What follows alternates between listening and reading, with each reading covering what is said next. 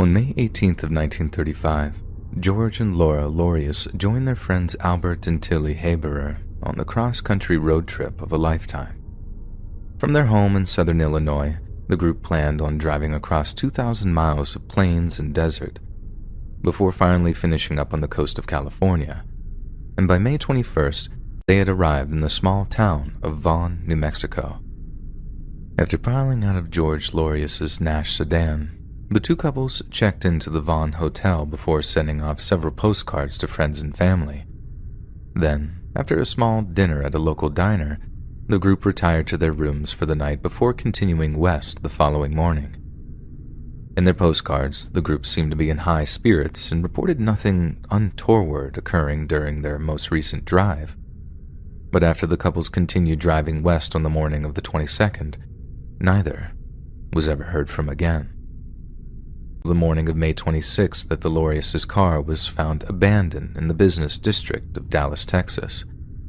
The vehicle's keys were still in the ignition, the gas tank was full, and numerous postcards lay in the passenger seat. But there was no sign of any of the Illinois road trippers. Gas station receipts confirmed that Mr. Lorius had purchased fuel in a place called Socorro on May 23rd, but after that, their fate was anyone's guess. The following week, the couple's families were notified of their disappearance, and an official investigation was launched. Police initially believed that the absence of $400 worth of traveler's checks indicated that a violent robbery had taken place. However, investigators soon discovered that the couple's car had been involved in a minor accident shortly after arriving in Socorro. Since the accident could have angered someone enough to do harm to the road trippers, police began questioning the handful of witnesses to the crash. Yet instead of describing the vehicle as containing two middle-aged couples, witnesses stated that the lone occupant was a young man with dark-colored hair. Detectives managed to track the vehicle from the scene of the accident to a small local repair shop. Mechanics changed a tire on the vehicle and completed other minor repairs. Then whoever was driving the car paid with one of George Lorius's traveler's checks. Detectives then followed the trail of cash checks to a motel in El Paso, and then to Dallas, which is where the vehicle was found abandoned on May 26th. The investigation briefly stalled until June 29th, when a report came in of a small desert bushfire on the outskirts of Albuquerque. The fire department arrived to discover a piece of burning luggage. Inside were the smoldering belongings of George and Laura Lorius. With the man responsible for the couple's disappearance still actively disposing of their belongings, law enforcement rushed into action in the hopes they might still be recovered alive.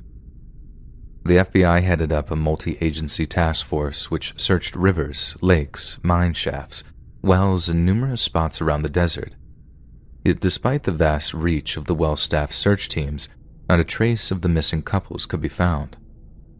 Unable to apprehend a suspect, detectives found themselves diverted to other investigations, and the case eventually went cold. But as recently as 2010, the case files are still revisited by various state police officers, each hoping for a flash of inspiration. According to one such officer, Agent Norman Rhodes, the case has never been officially closed, but the low probability of it being solved means that the New Mexico State Police can rarely afford to pay it any mind. Yet despite the perceived difficulties of the case, Agent Rhodes has since made it his personal mission to discover what happened to the 4 Illinois road trippers. Rhodes stated that perhaps his most daunting task has been trying to locate the remains of the road trippers' bodies, which are most likely nothing more than desiccated bones today. It will also be no small feat to locate the couple's killer, who will have probably died of old age since the crime took place, but such a prospect hasn't seemed to have deterred Agent Rhodes. Perhaps his zeal comes from the ongoing support and assistance provided by Laura Lorius's great-niece, Barbara Ashcraft, who is desperate to see the family mystery finally solved. When pressed on what her theories regarding his relative's fate, Ashcraft believes they were murdered in Vaughn, possibly in the very same cafe that they had their breakfast in on the morning of their disappearance. The purpose of their stop in Vaughn was so that the Loriuses could visit an old friend who just so happened to live there, but it's unclear whether or not this friend actually met with them. Not only that, but in 1963, a private investigator named Walter Duke received a letter from a woman claiming to have witnessed the murders.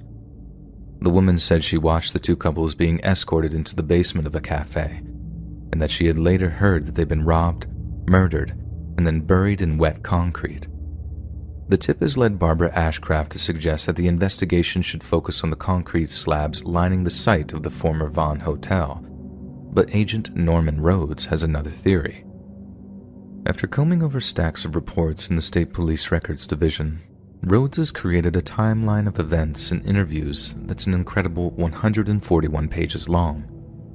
According to him, 2 postcards in particular have convinced Rhodes that the couples actually left Vaughn on the morning of May 22nd with the intention of driving to Albuquerque via Santa Fe. A postcard marked May 22nd was mailed to Albuquerque, and a clerk at Albuquerque's Sturgis Hotel told investigators that the couples visited her hotel that afternoon to ask about renting rooms. Agent Rhodes believed that the couples rented one of the smaller rooms at this hotel so that each of them could take a shower, and intended to travel over to Gallup by nightfall.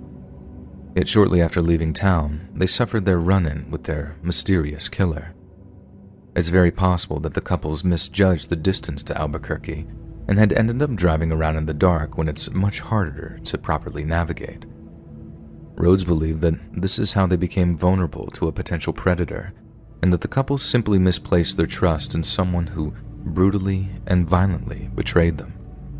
Although spotted by a handful of witnesses, the police are no closer to identifying the man who took George Lorius's car, as they were almost 90 years ago.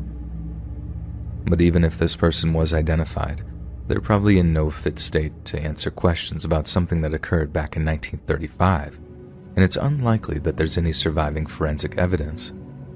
The truth behind the disappearance of George Lorius, Laura Lorius, and their friends Albert and Tilly might well have vanished along with them, and the mystery of how 4 regular, wholesome people simply disappeared one day is unlikely to ever be unraveled. Back in my early 20s, me and my bestie went through a phase of going on road trips every other weekend, and this one time, we planned on driving all the way to San Francisco with a few stops in between. So first day, we're about 4 hours into the drive and we're going along I-70 in Colorado, coming up on the state line. Around 8 p.m., we pull over at a gas station, and while I'm fueling up, I notice these other 2 girls pumping gas.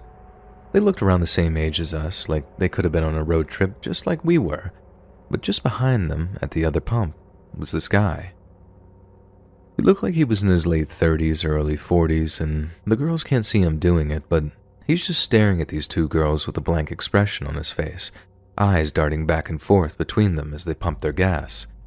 It was really creepy, but after a while, the guy went back to seeing to his car, and I went inside of the gas station to grab some snacks as fuel for our night drive up to Salt Lake City. When I walk back out of the gas station, the girls are just leaving in their car, and when I take a look around for the creepy truck guy, he's staring at their car again. Then, in a move that seemed so full of bad intention that it actually freaked me out, he suddenly jumped in his truck, then went speeding off in the same direction as the girls did. I'm like, no. If that happened to me and my friend, I'd want someone to have our back too, even if it was just to trail us while dialing 911 or whatever. By the time I caught up with them, the guy was riding their butt with his high beams on, flashing his lights every so often like he was trying to get them to pull over or something. Then right there in front of me, the guy speeds up around the side of the girl's car. Then I can see him leaning over in his seat so he can shout stuff over to them. The next thing I know, the girl's car starts to pull over and I'm thinking, oh God, no, don't do it. But the guy in the truck just passes them and keeps going, maybe because he saw me in his rear view and knew that he couldn't do anything with witnesses.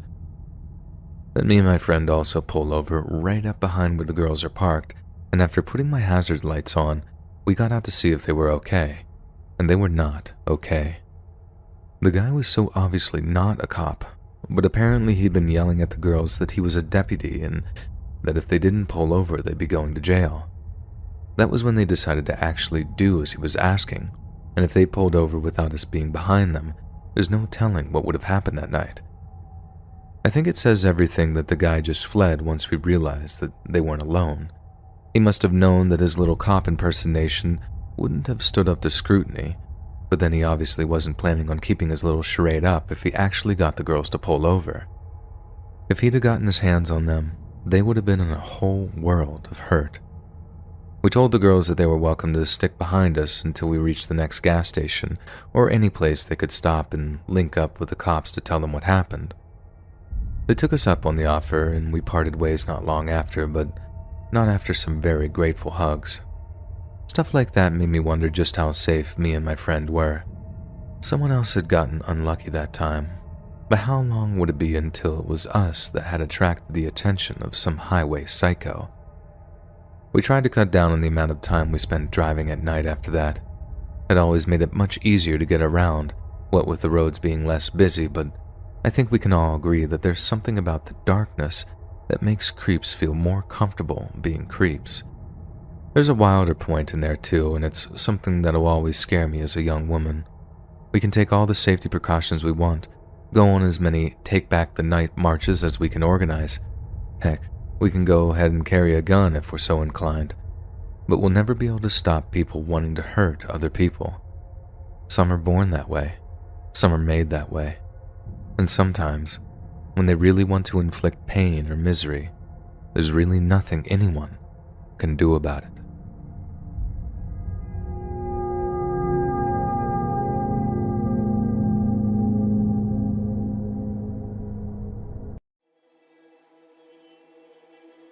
Over the 10 years that I have been driving shipments across the country, I've seen a lot of things. Some of them were truly beautiful sights, while others might end up haunting you for the rest of your life. For instance, you never really know what to expect when you enter a truck stop or gas station bathroom. On a good day, the restroom might be recently cleaned out and is entirely empty aside from you, but on a bad day, let's just say they can get pretty bad. I'll never forget the time that I was driving through Louisiana, making my way to Florida to drop off a shipment. At the time, I had been doing a lot of overnight driving and sleeping during the daytime. It was a really efficient method for a while because of how empty the roads were after midnight. I never really had to worry about a traffic jam. My biggest issue on those night drives was either one or two things. One, where am I going to stop for food? After 11 p.m. it becomes increasingly harder to find a fast food place that's open. And the second issue was often the more serious of the two. Where can I find a good place to use the bathroom? That night, I was mainly dealing with the second problem. And at this point, it was around 1 in the morning. And it started looking like I was going to have to pull off on the side of the road and run into the woods to use the bathroom really fast. But luckily, I was saved by a sign. The sign pointed out that there was a Shell gas station half a mile down the road, and according to the sign, it also had a truck stop attached to it, which told me that there was a restroom there. I continued to make my way down the road toward the gas station, and when I finally made it there, I was surprised. Most of the Shell stations that I would stop at were larger than most gas stations, especially if they supposedly had a truck stop attached to them. But not this time. As I pulled into the parking lot, I saw one of the smallest, poorly lit gas stations I had ever seen. And after taking a second look, I could tell that this gas station had been abandoned for at least a year or two. I thought about continuing on down the street, but I decided I couldn't wait any longer. I parked the truck off to the side of the parking lot and got ready to hop down from my seat when I hesitated. Something struck me as odd about this gas station.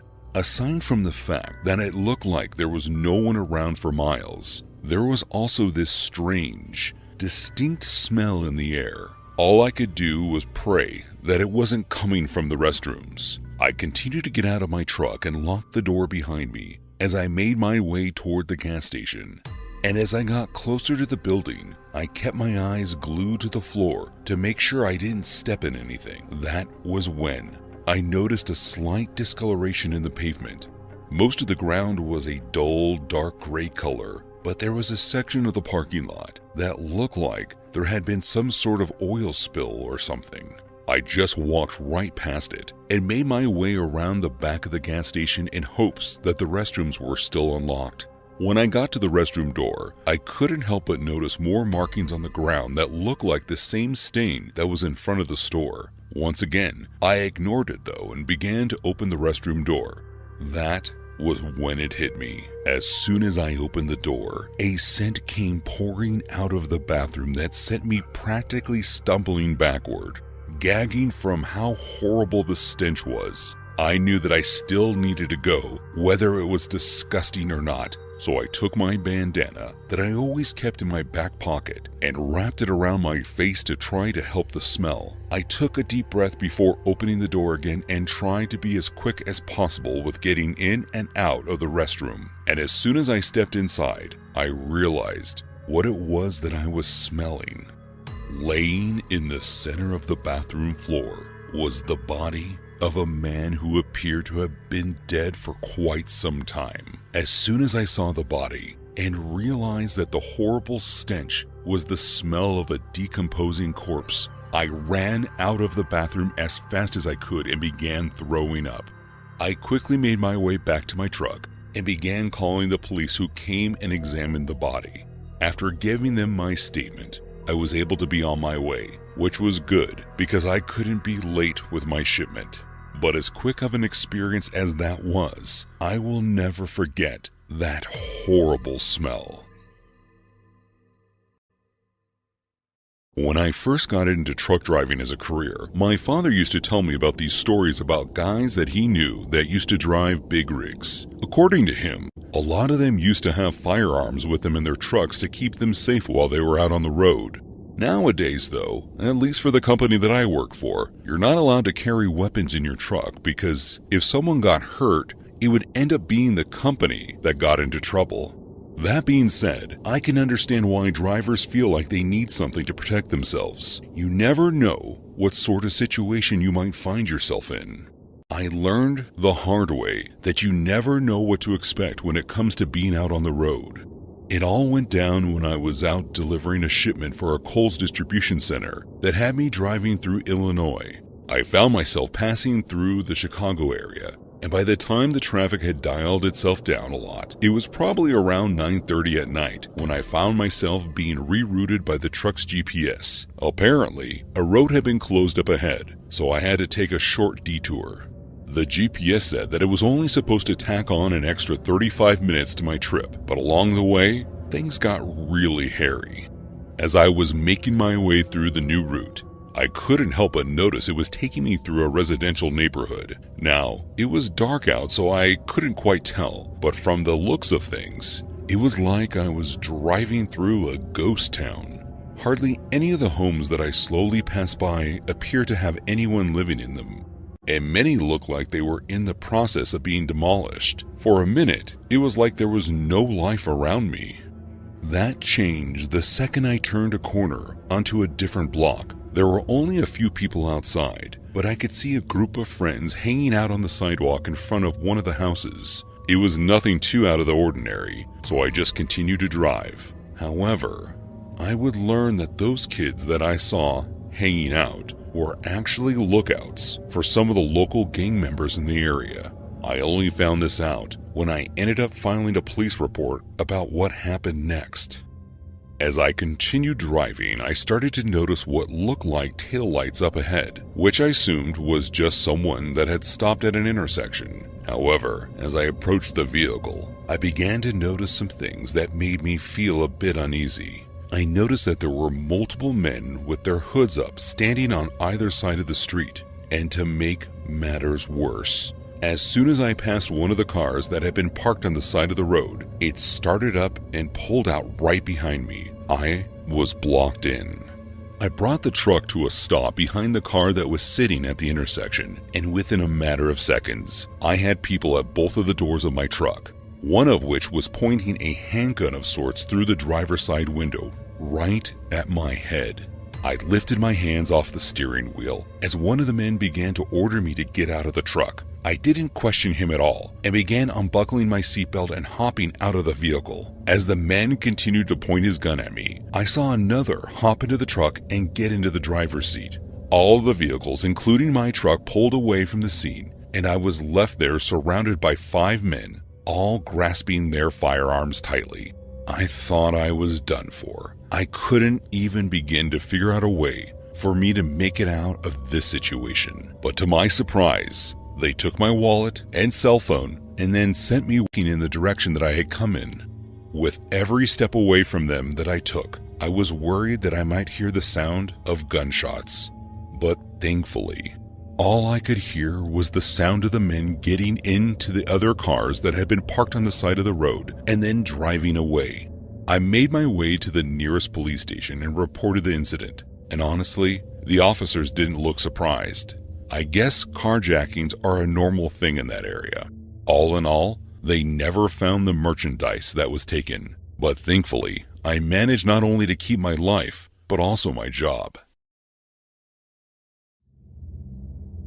Do you remember that show, Ice Road Truckers? I used to love that show, especially as a driver myself. Now, I was never in a scenario where I had to drive my massive rig over a frozen lake or anything like that, but I will tell you right now that an icy road can be a death trap for anyone in a truck. It only takes one little slip and you can end your life or the life of somebody else.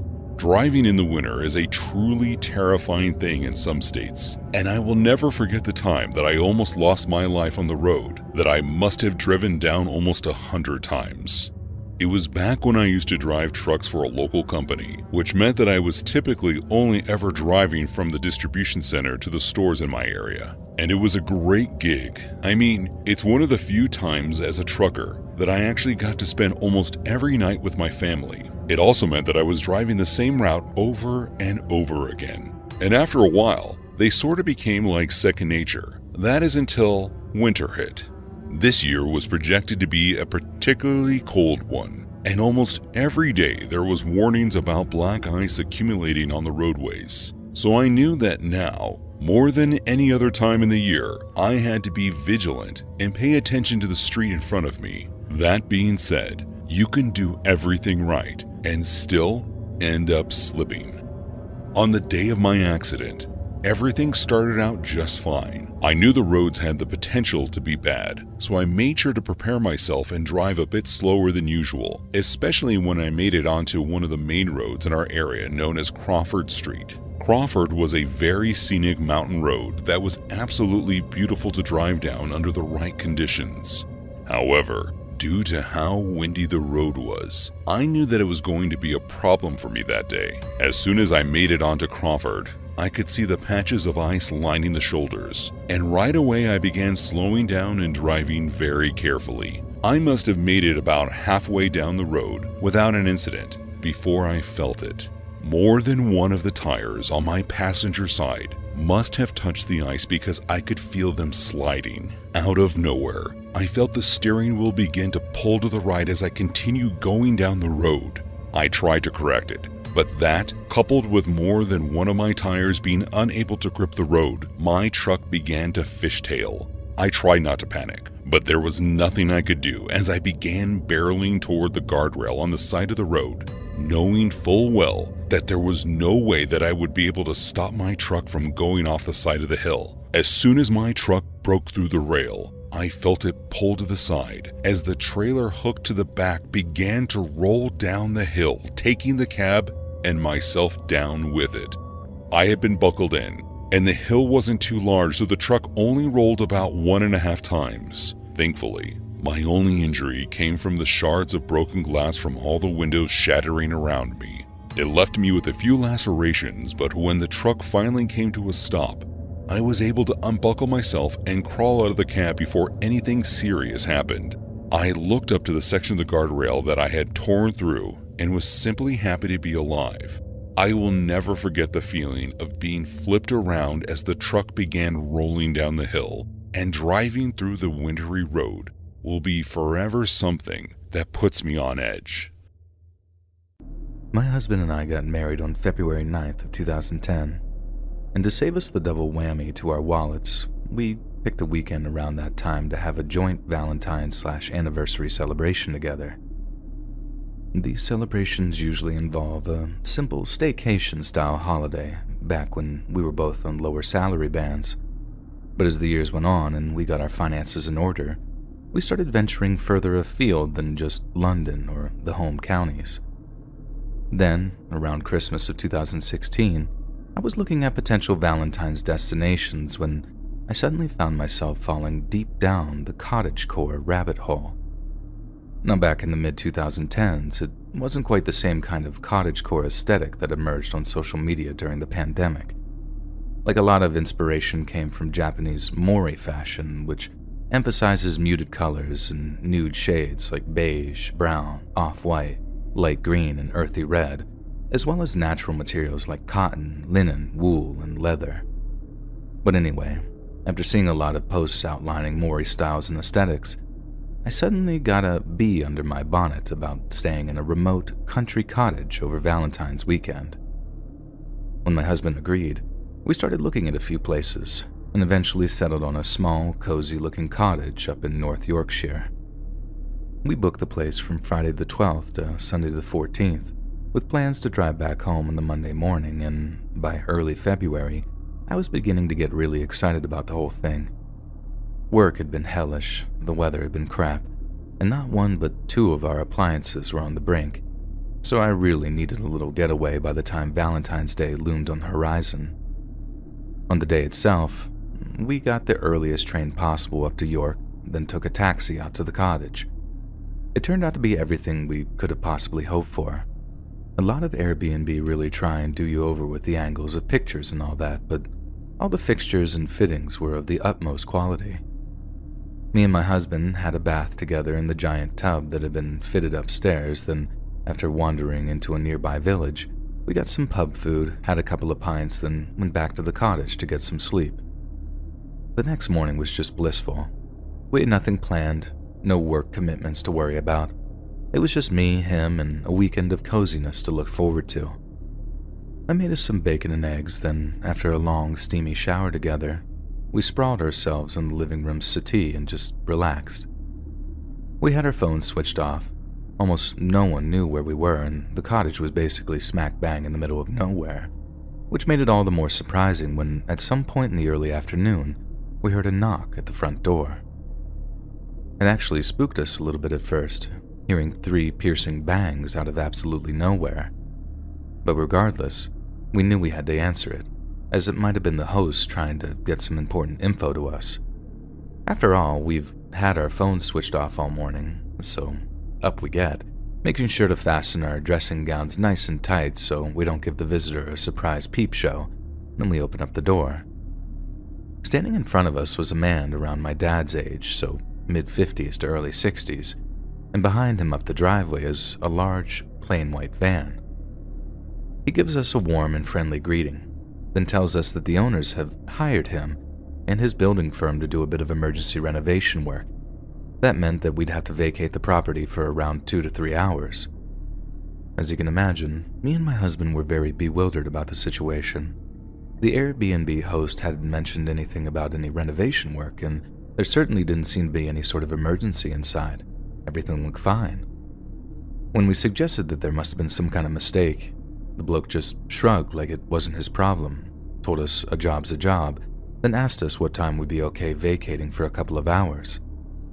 My husband rarely gets annoyed at things like that. He's a very patient person, but the idea of paying almost $1,000 to then have our holiday interrupted, I could tell that he was fuming about it.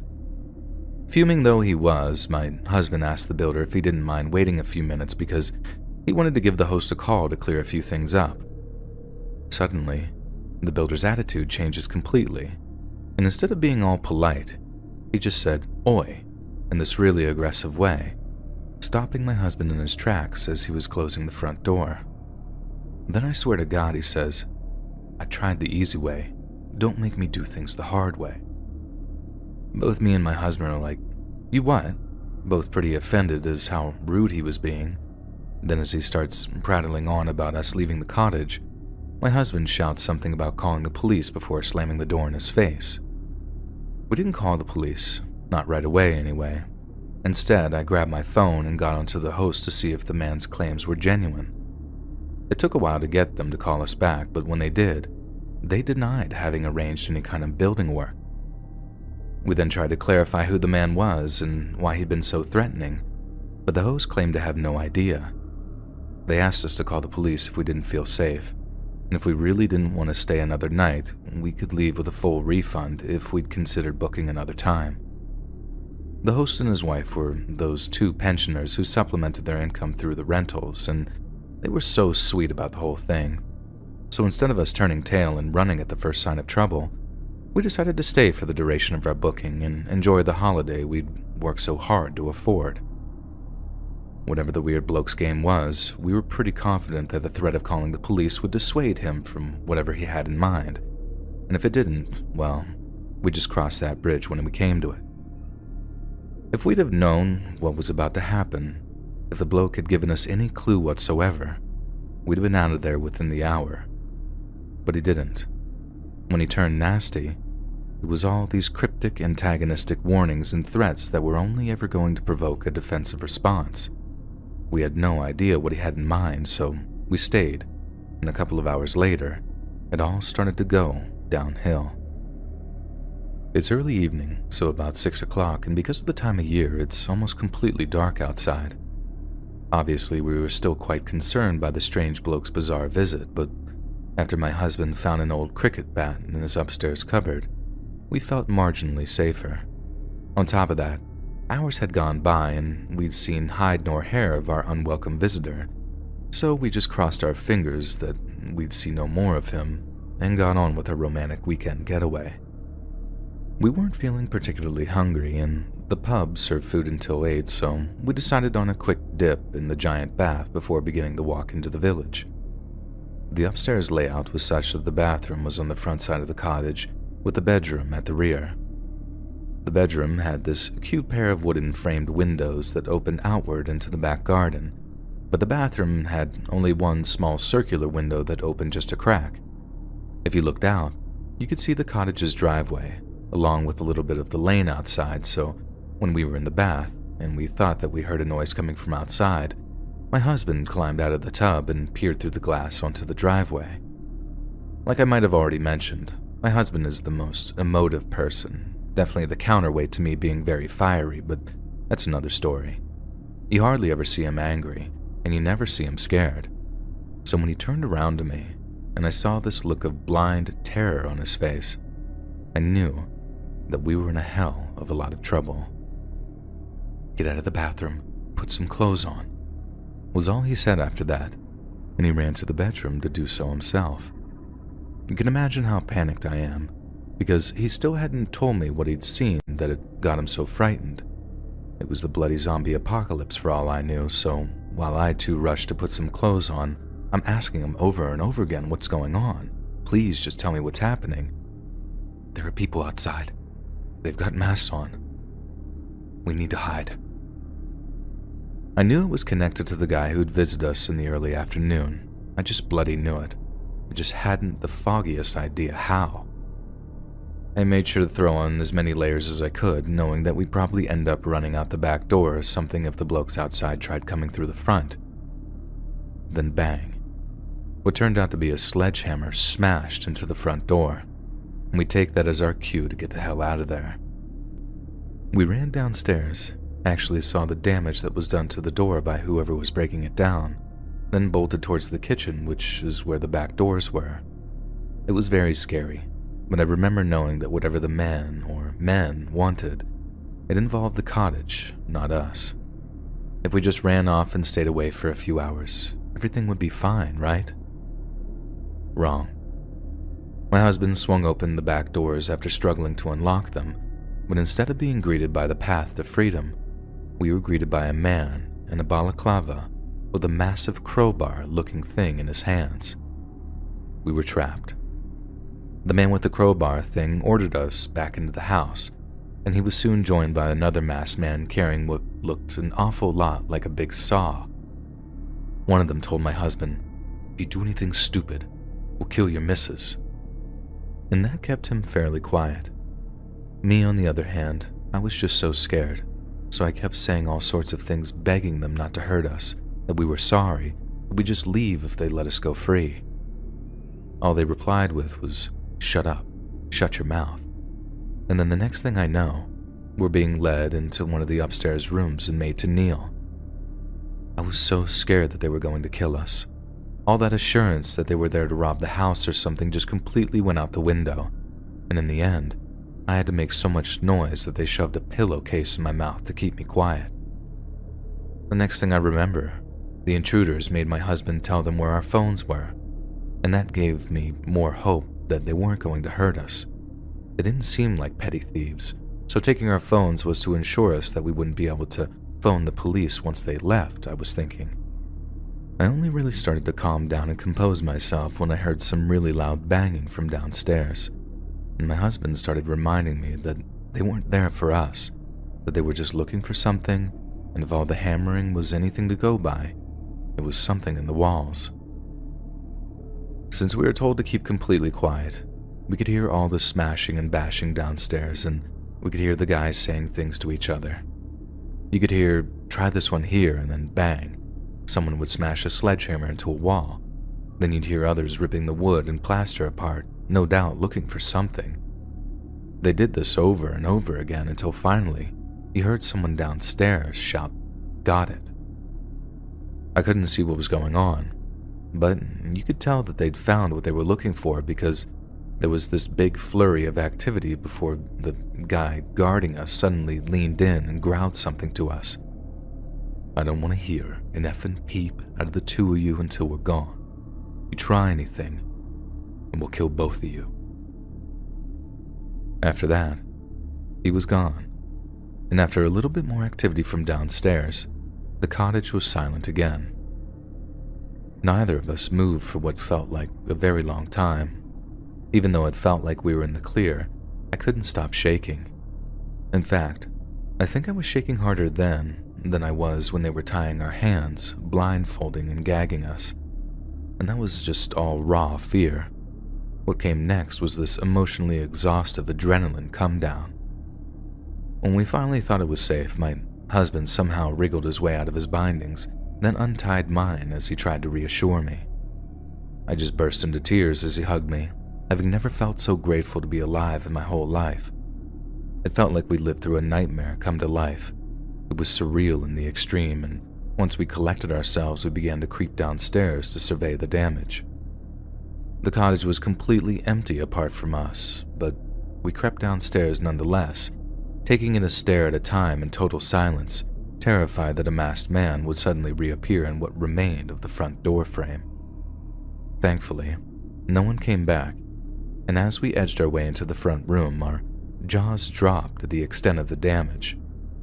They'd taken a sledgehammer, along with a saw and God knows what else, and they'd torn up all the walls in both the front and back rooms of the cottage. It was a total mess, but through all the torn up wallpapers and layers of settled plaster dust, a sort of pattern started to emerge. Most sections of wall bore a few sledgehammer strikes, but only one section was completely torn out. Just like we'd heard them, they'd been probing sections of the wall before they found whatever they were looking for. Then they'd torn out that whole section to retrieve it. We had a good look inside the hole they'd made, but there was no trace of whatever had been hidden there. They'd also smashed the landline phone, so there was no contacting anyone without walking into the nearby village to get some help. So that's what we did. We set up camp in the corner of the local pub, and after hearing what happened to us, the locals were basically lining up to buy us pints and offer their condolences. This was great for me, as I definitely needed something to calm my nerves, but not so much for my husband, who was our designated driver back to London a few hours later. We had some dinner, and they made calls to the police, the Airbnb host, and our loved ones back home, each explaining the situation and what we planned on doing next. After that, we waited around the pub to give a statement to one of the local coppers whose colleagues had driven over to the cottage to cordon off their crime scene. We told him what we knew, swapped contact details, then got started on the drive back to London. We were still very shaken up, and if they hadn't bashed the door down in bloody February, we'd have probably just stayed the final night. So all we were interested in when we got home were hot showers and early nights. But then the following morning, the theory started. Over breakfast, we started to talk about how bad we felt for the owner. Granted, what we went through was extremely grim, but we weren't hurt and they'd stolen nothing but our phones, which were both insured, thankfully. On the other hand, our sweet retiree hosts had their pension investments smashed up, all after sinking thousands into renovating it. But then, what had the masked men taken, and who did it belong to? It was obviously so important and possibly so illegal that they felt the need to tie us up, blindfold us, and deny us any means of contacting the police so they were safe to retrieve it. But after that, all we had was unanswered questions, and increasingly wild ones at that. I'd like to tell you that we found out, or even that we came up with some kind of solid theory, but the God's honest truth is that we're flummoxed, and apparently so are the police. To our knowledge, the owners hadn't reported anything stolen, and even with the security camera footage which showed the group of men arriving, they just didn't have enough to go on to make any arrests. The rest of the story is a bit boring and involves refunds, insurance claims, and a lot of retelling the whole event to friends and relatives. It was horrible, but like I've said, neither of us are particularly traumatized, and we both firmly put it all behind us. But sometimes, just sometimes, I'd give my left arm to know what had been hidden in that bloody wall.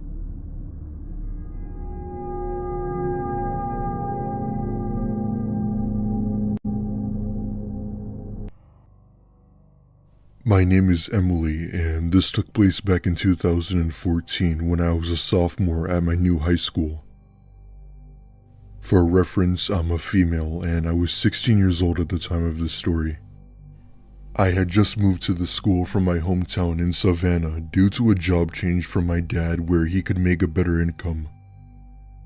Because I was a new student at the school, I was definitely no popular kid. I was in the honors program and was your typical nerd wandering around who only focused on her studies and had trouble interacting with new people. That one girl who you'd think has no life and no friends, only to end up being the most brightest student in school.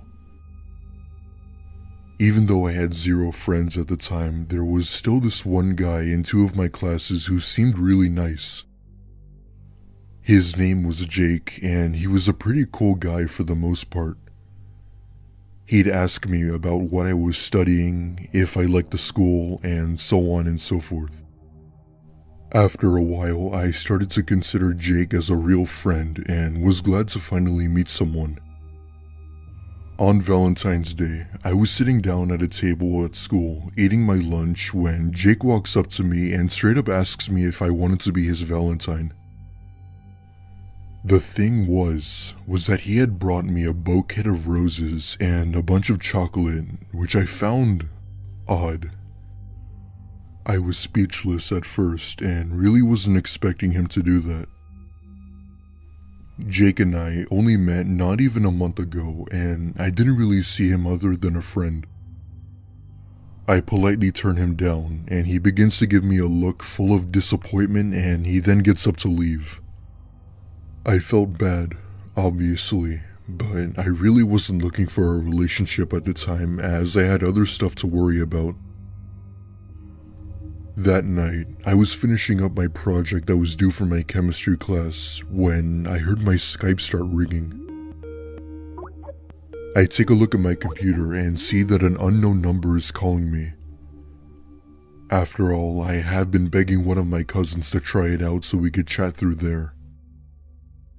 When I answer the call, I heard the all too familiar voice of Jake on the other end of the line. I immediately hang up and turn off my laptop for the rest of the night, not wanting to talk with Jake anymore. I have no idea as to how he managed to get my Skype, not to mention my phone number. I didn't sleep well for the rest of the night, and I was afraid of going to school the next day, fearing Jake and what he'd possibly say to me. For whatever reason, I finally decided to go and was surprised to find that Jake had not been in either one of my classes. It was strange, but I was honestly relieved. During one of my classes, we were all going over our tests when my teacher gets a phone call and tells me to go to the office for something. The sophomores at the school were still a bit immature, and I was bombarded with oohs and laughs while walking out. I get to the main office and go into the conference room, and was greeted to 3 police officers as well as my principal and another student that I have never seen before sobbing. They tell me to have a seat and get straight to the point and begin to ask me about Jake. My face went pale and I was honest with them and told them that he had been stalking me for a few days now. They went on to explain that Jake was planning on killing me and another student on that specific day because we had both rejected him to be his Valentine. They didn't say how he was planning on doing this, but they were eventually told by another student that he was planning on something and my name was mentioned. I was petrified and couldn't even move due to the sheer panic I was feeling inside of me. The whole school had issued an email and a phone call to all the staff and parents addressing that there was a threat and that the school would be on high alert. They had refused to give me any more information about how they found this out or as to why he didn't show up for school. My parents pulled me out of school for a week until Jake was taken care of and that there wouldn't be a threat to me anymore. It turns out, Jake was known to have told threats against people, especially females who have turned him down or did him wrong in some way. There hasn't been any clear evidence that he's ever done something like that in the past, but just because he's never done it before, it doesn't mean that he'll never do it. I never saw Jake again after that incident, and he thankfully never returned to school. I still don't know if he was expelled, locked in prison, or perhaps something even worse. This incident will forever be with me for the rest of my life, knowing that someone had the sheer desire to end my life, all because of a rejection. This started when I was in middle school. I was 12 at the time, so having a Valentine was everything to me. I was a social kid, and I liked this boy. We'll call him Kenneth, and honestly, I thought he liked me back. Every day of that February after lunch, there were little notes that someone put in my locker. I thought it was weird because his locker was far from mine, but I was a daydreamer. I just thought that he liked me back, that he liked me enough that he would leave notes for me. The day before Valentine's, a kid that was very skinny and was wearing a black hood with a Lions logo stood in front of my locker, blocking me from it. "Hi," he said, shivering. "Would you like to go on a date?" I had never seen this guy before. I was trying to see how awkward it would be if we were on a date, and we didn't know what to talk about. "Sorry, I have plans," I said, and I walked away. It was really weird. Later, I was walking home and I stopped to get something from Target. I was looking at some candy bars when I noticed someone that was as tall as me. He had this hood with a Lions logo on it. I left with the candy bar and I started to make my way home. I called my mom to tell her that I was going to be late. There was a shortcut that was an abandoned train station. I would only take it when I was going to be late. As I was walking, a bush next to me started to move. And I don't know why, but after what I saw at the store, I freaked out, and I ran the rest of the way home. When I finally got home, I got out my phone and I saw a text. It was from an unknown number. There were pictures of me running and me walking around the store. I immediately showed them to my mom, and she simply said it was probably friends. Friends or not, that's simply creepy. The next day I showed my friends the number. They looked at the number and said, That's the weird kid's number. I know because he gave it to me and I never texted him." This really freaked me out. I still see him around the school, but when I do, I'll glare at him, and I try to keep my distance.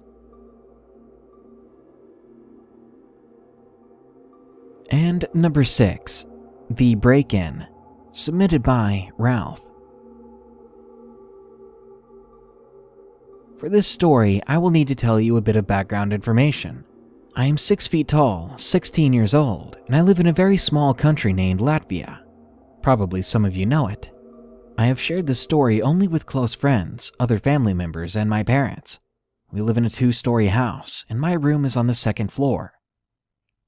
My parents often leave me home alone because they travel a lot for work things. This happened on Valentine's Day 2015. It was a cold winter night, and I had just broken up with my girlfriend, so I was completely alone to watch the house. It was around 8 that night. I was downstairs watching TV shows on Netflix when I heard a light knocking on my living room door. I got up to look outside, and there was no one there. After an hour or so, I heard the tapping again. I peeked outside, only to see someone running by the bush where the road leads to another street. I thought someone was pranking me, so I didn't really care too much. After a half hour of watching TV shows, I got bored, so I asked my friend to come over. He lived about 5 minutes away from where I live. For safety purposes, I'll call him Jake. Jake was shorter than me and a year younger. He came over and we played some video games. After a while, I needed to go pee, so I went upstairs to use the bathroom. When I got back to the living room, Jake told me he heard tapping on the window. I wasn't surprised, and I told him before he got here I heard the tapping too. 1 hour passed, and then we heard the tapping coming again, and we ignored it. After about 3 minutes, we heard footsteps upstairs, and that's when things got serious. We muted the game. The footsteps stopped. We thought the footsteps were in the game, so we continued to play, trying to listen at the same time. Then we heard something heavy fall upstairs in my parents' bedroom. I paused the game and me and Jake went upstairs. We checked every room. We checked my parents' last. I peeked inside the room and saw nothing. It was pitch black, and I turned on the light and went into the room with Jake behind me. Jake checked the closet and I checked everywhere else.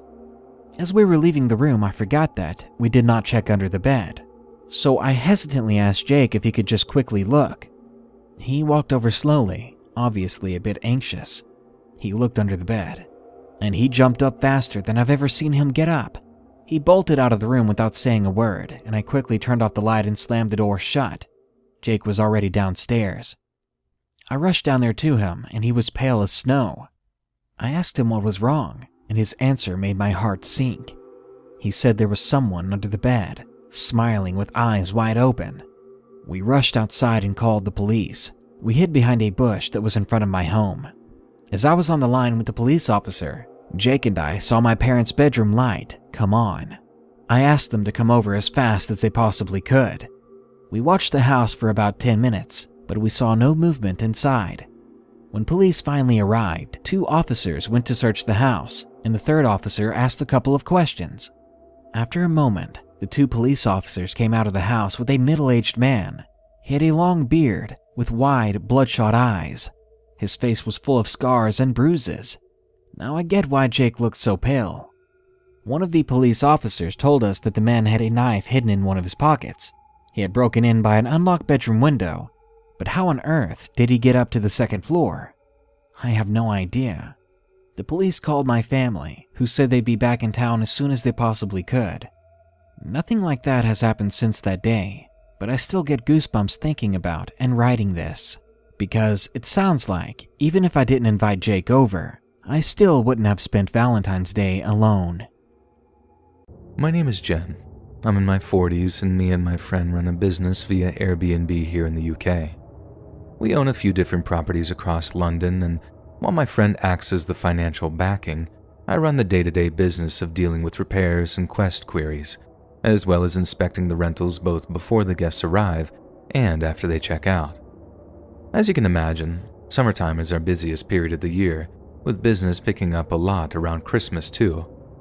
But then we always have this really quiet period around the autumn where we struggle to break even, and it really puts a dent in our annual profits. So imagine our joy when last year we got a 3-week-long booking for one of our swankier properties in North London. It was a huge payday for us, even with the block discount that Airbnb mandates, and we tried to be as welcoming and accommodating as possible to increase the chance of repeat business. For those of you that have used Airbnb before, you'll know that the vast majority of rentals are completely non-contact, and that style of rental only increased over the course of the pandemic.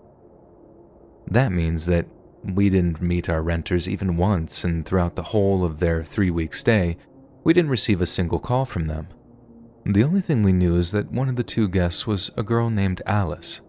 Alice paid the deposit, the rental fee, everything. So about halfway through the stay, I dropped Alice a text to ask if everything was going okay. The reply said nothing other than, fine, thanks, so we assumed their stay was going wonderfully. I certainly wasn't complaining that they were low-maintenance guests because, as much as I don't mind helping out where and when I'm needed, there's nothing worse than a guest who keeps calling you up every 5 minutes, asking where things are, claiming that things are broken when they're not. When their 3 weeks were over, I made my way over to the flat to make sure everything was in order. I wasn't expecting anything to be rough. Maybe a few towels left on the floor, maybe a full bin bag, the usual stuff that people leave behind when they're in a hurry to leave. We'd had someone really make a mess of one of the flats before after having an all-night party there, so I was always ready to be greeted by an absolute horror show. But nothing could have prepared me for what I found in that flat that day. I knew something was wrong almost immediately after trying to get into the flat, as there seemed to be something blocking the door from the other side. It took me a good few shoves to get in, then I saw that someone had piled some chairs up against the door as a means of slowing down entry, but not completely barring access. I also noticed how cold it was, which was the first hint that I got that someone had left one of the windows open, something we specifically asked guests not to do since the area had something of a pigeon problem. I rather quickly deduced that whoever had tried to bar the door had done so, then used a window to actually leave the flat. By why ever in God's name they'd want to do that was a complete mystery to me, at least for the next few minutes anyway. I walked into the living room to shut the window, and I could tell that it was the living room because of the cold breeze coming from it, and that's when I saw the mess they'd made. But unlike the mess the partiers leave behind, which tended to be loads of empty bottles and cans, cigarette butts, that sort of thing, the place looked like there had been some kind of fight. Loads of glasses and plates were smashed, the chairs were gone, the tables were overturned. It was a complete mess. The next place I checked was the bedroom, deciding to leave the bathroom till last because I was honestly dreading whatever had been left in there, and seeing the state the bedroom had been left in just made me dread it even more. There were all kinds of empty condom wrappers all over the bedroom, as well as all kinds of adult toys strewn around the room. The sheets had stains on them, and God knows what they'd come from, but the whole room just reeked of you-know-what. It was disgusting.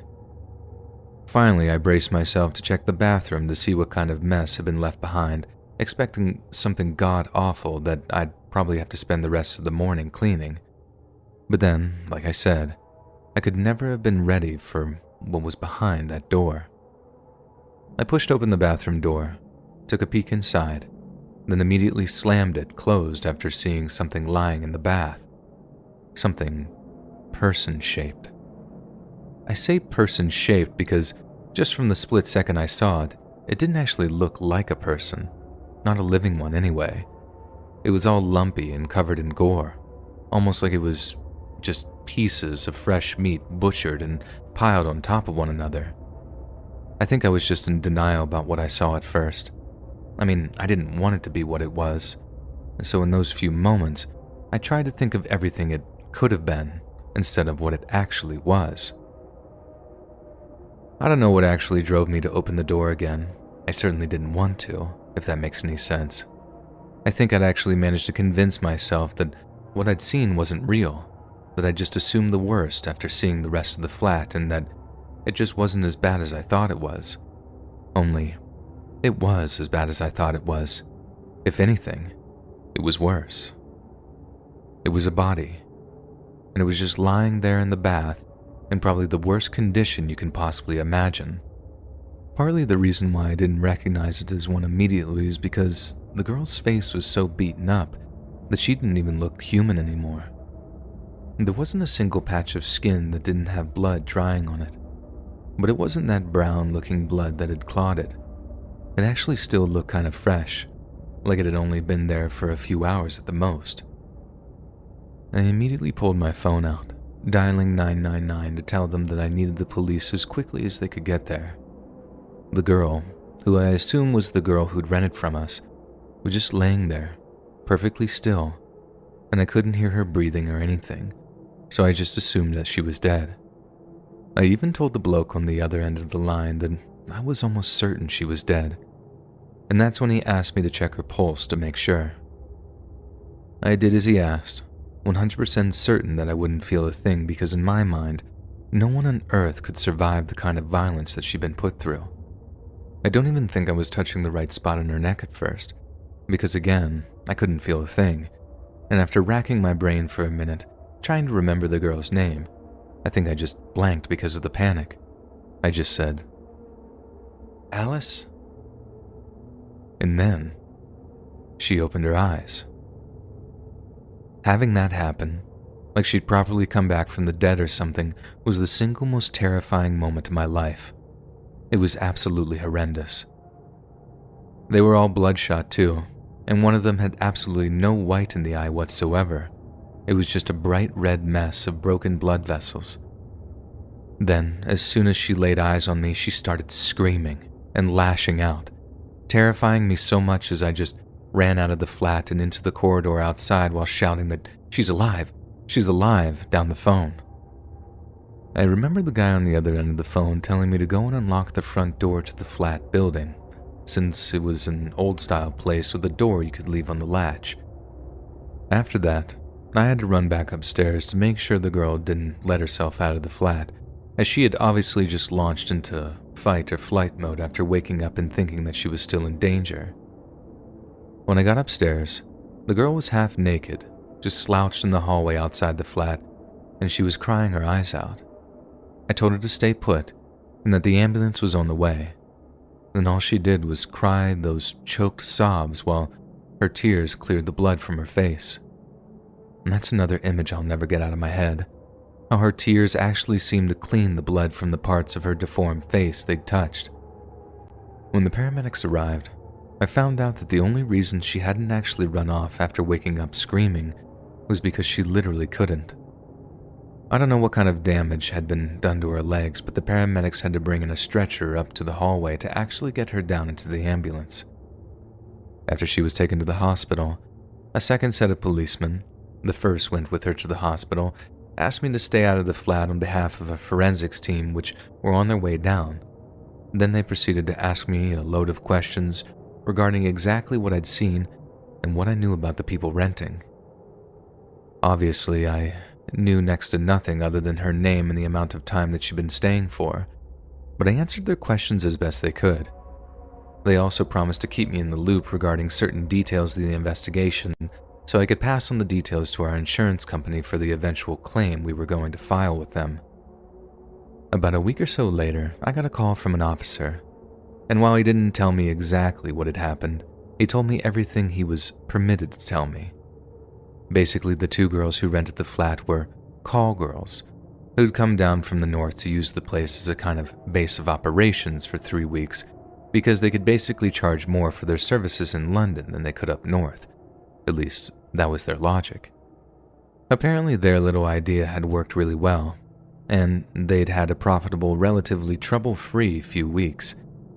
But then, on the night before they'd been due to check out, some local gangsters had gotten wind of their little operation and didn't take kindly to them operating in their area. Apparently, these girls were charging quite a bit of money, but it was still lower than the rate that these gangsters had agreed upon for all their girls. So, they hatched a little plan. They would raid the flat the girls were staying in, scare them enough that they'd leave the area, and take any money they'd made in the process. But the thing was, the girls didn't keep much money in the flat with them, and were taking the cash to a friend of theirs who just so happened to live in London too. That's how only one girl ended up getting left in the bath. She ended up being the only one they beat the crap out of and torturing as a means of scaring the other girl, who they forced out of the window before making her lead them to where they'd stashed all their money. And that was all I was told. And as much as the officer hinted that they got a few blokes in custody, he obviously couldn't tell me who they were or who they were affiliated with. And that's all the info I got too, as the police didn't get back in touch aside to tell us that we were free to use the apartment again, and I was more focused on the insurance claim than anything else after that. That was the single worst incident in the history of our little Airbnb business, and probably one of the worst things I'd ever come across in my entire life.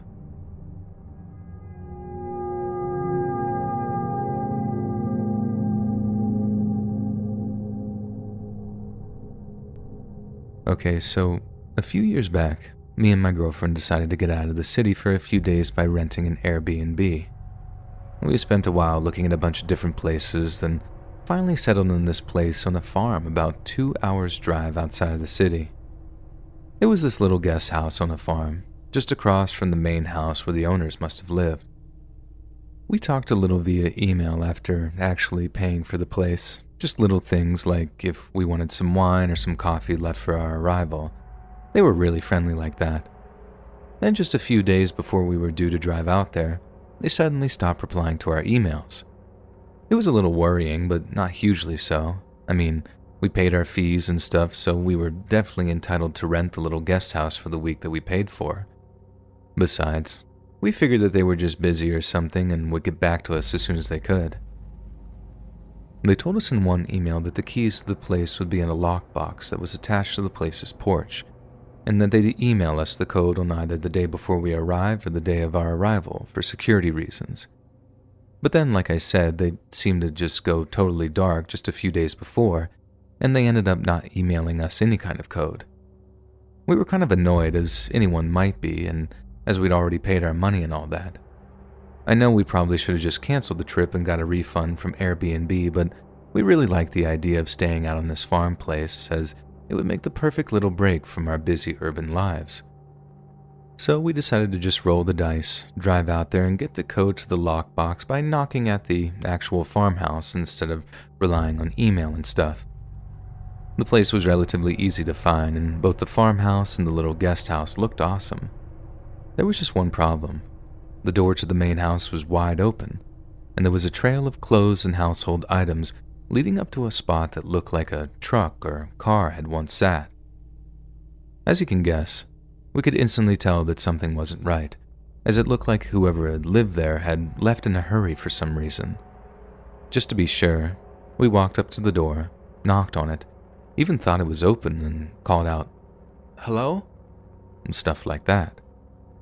We didn't get any reply, so there was definitely no one home, and we didn't actually have any of their numbers, so there was no getting in touch with them to find out where they'd gone or when they'd be back. Not that we actually thought that they were coming back anytime soon.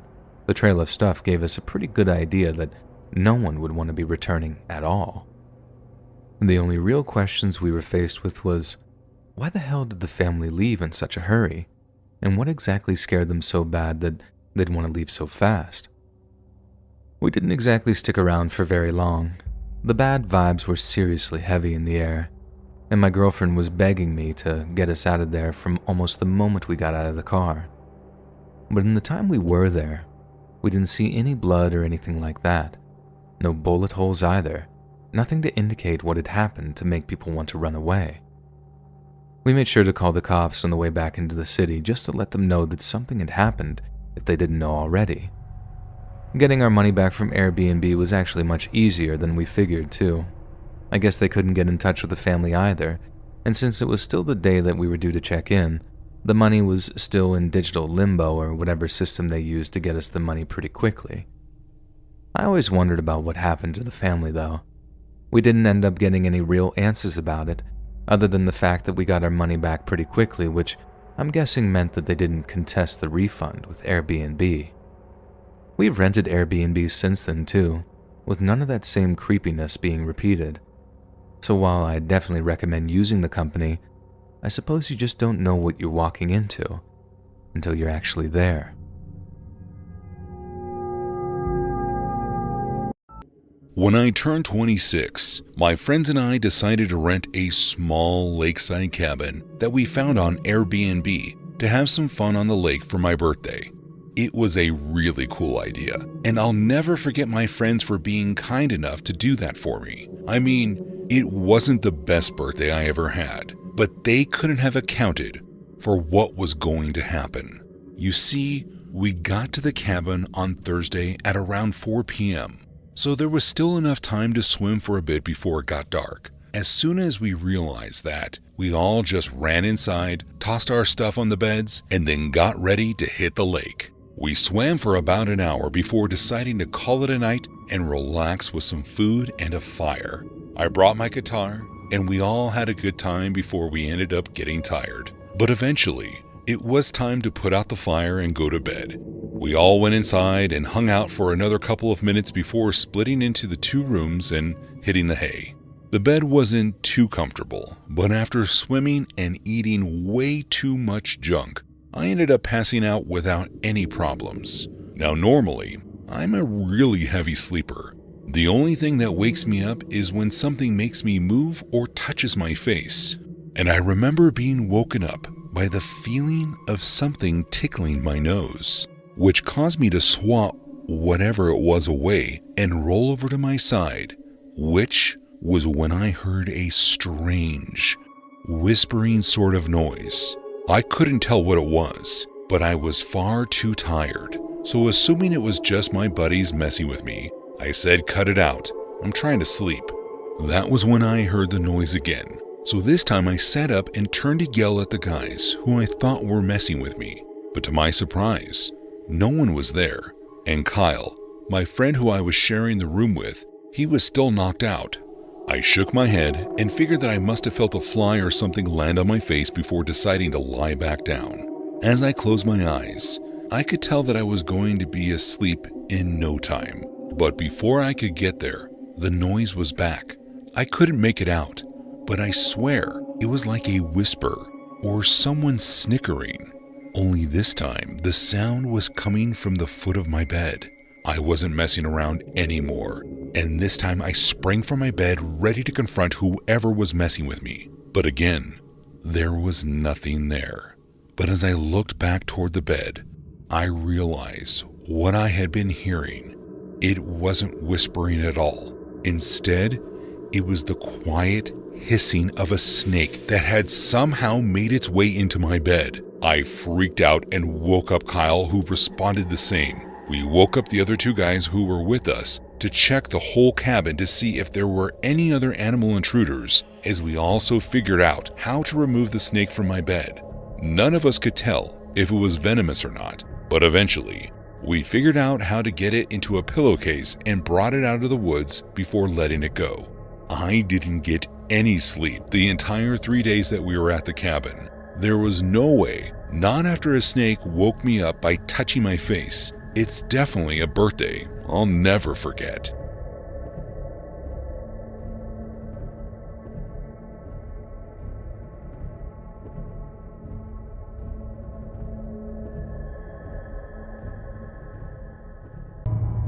In the summer of 2014, my wife Joanne, who at the time was just my fiance, and I went on a cross-country trip for the summer with the hopes of hitting all of the biggest sites along the way, from the Grand Canyon to see the giant redwoods in Grizzly State Park, where they shot the Forest Moon of Endor scenes from Star Wars. It was a really great trip, despite a few hiccups, and we learned a lot of really good lessons along the way.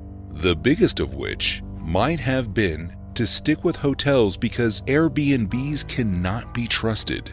We were passing through Montana, and on Airbnb, we found a nice looking house to stay in that wasn't too expensive and didn't seem to have any neighbors aside from the owner of the house, who lived on his own home right next door. When we got there, the house looked really nice. The interior was really simple, and it only had 1 bedroom, a living room, a bathroom, and a kitchen, so it wasn't too big. It was perfect for just the 2 of us, especially since we only planned on staying for 1 night. After getting settled in, my fiance and I decided to get ourselves cleaned up, and as a way to save some water, we both decided to hop in the shower together. Now, before getting in, both of us put our bags on the bed in the bedroom, but if I remember right, neither of us had removed any of our belongings, aside from the clothes that we were going to change into. Then we both went into the bathroom at the same time and didn't get out until we were finished getting cleaned up. But when we got out of the bathroom and went into the bedroom, I noticed that there were more of the clothes on the bed than we left out. That means that someone was going through our stuff while we were in the bathroom. I tried to shake the thought out of my head and told myself that Joanne must have just been looking for something and I just wasn't remembering right. After getting dressed, the two of us were feeling hungry and decided to go out for some dinner at a local diner, which ended up being really pleasant. That would be the last nice feeling that we would have that night. After returning to the house that we had rented for the night, Joanne made her way up to the door and then inside as I grabbed the leftovers from the car and locked it up. But before I could finish locking the door, I heard her let out a loud scream. I ran into the house as fast as I could and saw Joanne pointing toward the bedroom. I asked her what happened, and she said that when she walked into the house, she heard something slam closed in the bedroom. Making my way over to the bedroom door, I very cautiously stuck my head in, but I didn't see anything. I looked over to the closet. The door was still open as we left it, and there was no one in the room as far as I could see. I walked over to the bed and checked underneath, but there was nothing. I tried to convince Joanne that the pressure change from the door opening and closing probably shut one of the cabinets in the kitchen or something, and eventually, we were able to calm ourselves down and get some sleep. I wish I had listened to her more though. Later that night, I woke up to use the bathroom, and as I was making my way back into the bed, I heard what sounded to me like heavy breathing. I looked over to Joanne, but it wasn't coming from that direction. It sounded like it was coming from the wall. I slowly made my way over to the wall near the nightstand beside our bed, and as I went to place my ear against it, I could hear the sound of something scampering away, followed by the sound of something closing shut. I ran over to the window to look outside, and I saw someone running across the yard toward the owner's house. I woke Joanne up, and we called the cops. We turned on the lights, and we made sure all of the windows and doors were locked. After taking a closer look at the wall, I noticed a small seam that ran down the wall and was hidden right behind the nightstand. And after the police arrived, they checked it out and found a small cubby-like room that led to a small hatch on the back of the house. The police went up to the owner's house to question him about it, but they apparently couldn't find him, and according to them, even if the owner was hiding in the wall, it was his property, so it technically wasn't illegal. Joanne and I decided to book a room at the nearby hotel that had a vacancy and moved our stuff over there before deciding to never use Airbnb again.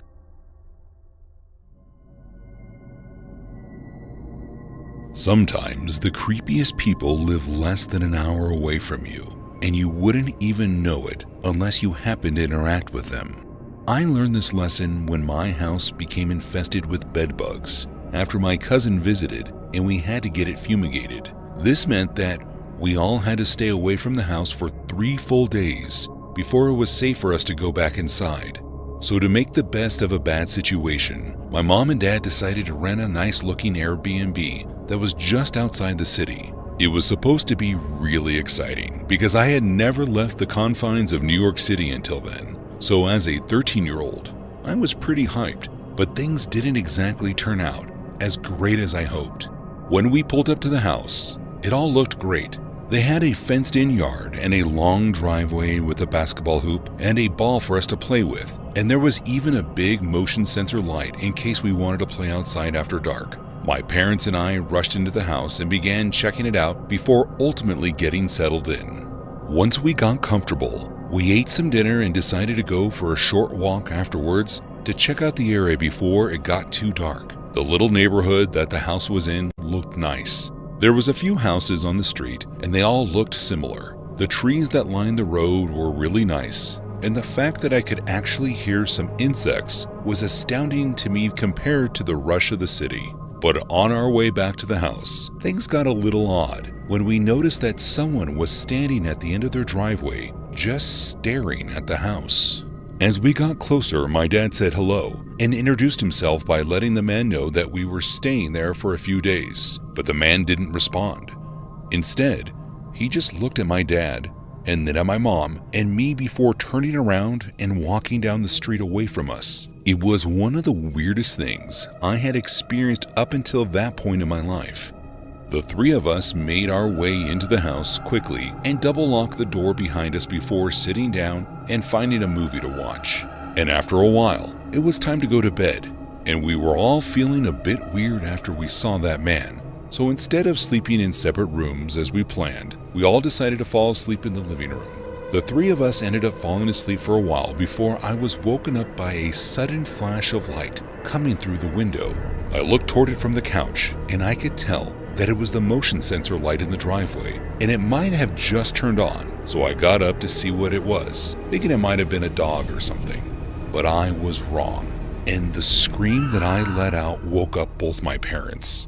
They looked at me and then toward the window where they saw the same man from before, just standing at the end of the driveway, staring toward the house.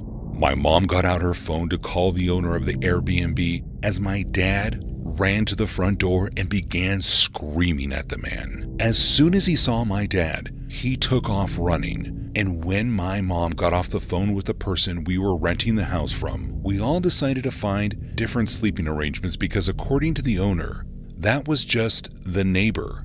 She said he's always been obsessed with the house and stopped by multiple times a day and night just to look at it for some reason. That didn't sit right with us, and we ended up just staying at a motel until our place was finished being fumigated.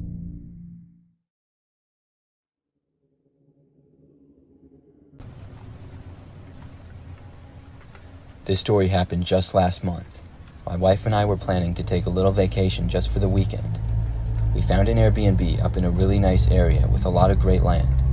The place was way up north, about 4 hours away. It was a house, sort of like a cabin, and was up on a hill with a really nice deck overlooking the massive amount of land nearby. The area was mostly woods, hills, and just land. We also really liked it because of how secluded it was from the rest of the houses. There weren't really any other buildings or houses in sight. In fact, most areas over there were just vacation homes or cabins. We drove up there early Friday morning and arrived to the property at about 10 a.m. When we got there, we had a great time just relaxing and enjoying the area. It didn't take long, though, before our trip took a turn for the worst. That night, as we were just sitting in the living room of the house watching a movie, all of a sudden we heard a knocking sound. I couldn't tell where it was coming from at first, but after pausing the movie and getting up, I could tell it was coming from one of the windows. I walked down a hallway to where the noise was coming from. As I got closer, I was able to locate the window, and then the knocking stopped. I reached the window where it was coming from, but I didn't see anything when I looked outside of it. However, I didn't have a good feeling about it because the house was so secluded and most parts of it were surrounded by trees and bushes.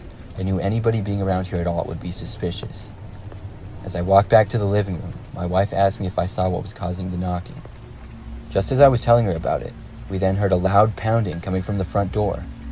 It sounded as though somebody was trying to break the entire door down. I walked back over to the kitchen area to try and look out the window and see, but once again, when I got at an angle to actually see who was at the front door, the noises had stopped, and whoever was there was now gone. After this, we didn't hear any more noises for a while. I thought maybe whoever it was had now left. But about 30 minutes later, we heard the sound outside, just barely, of a man yelling. I couldn't tell what he was saying. In fact, I'm not sure if he was saying anything at all. We knew somebody was trying to mess with us, or get inside the house for some reason. We would hear noises or bangs against the house. But whenever we looked out the window, whoever was there somehow disappeared. This happened a couple of more times, and my wife and I were getting concerned. We didn't really feel comfortable going to bed with all this going on. It was getting late though, and I decided if we were in fact going to sleep there, I would go outside and take a look around. I went out the front door and took a walk all around the house, but saw nothing strange and didn't hear anything either. I hoped that meant whoever was there was now gone, and I went back inside. We decided we would go to bed, but if anything else happened at all, we would call the police immediately. Once we had both got to bed and turned out all the lights, almost right away, there was a sudden sound of glass breaking coming from the opposite end of the house. My wife grabbed her phone and started calling the police. I shut the door and locked it, and then started packing up all of our stuff. There was no chance I was going to continue to stay here with all of this going on. We didn't really hear any noises though as we waited for the police to arrive. It took them a while to reach the house with it being way out there, probably like 20 minutes. Thankfully, nobody tried to enter the bedroom we were in during that time. When the police arrived, my wife and I left the room with our bags packed. The police showed us a window in the living room of the house which had been broken, and there was some glass on the ground around it, but after searching the house, they didn't find anybody inside. I didn't feel safe though. After the police left, my wife and I did the same, and we checked into a hotel.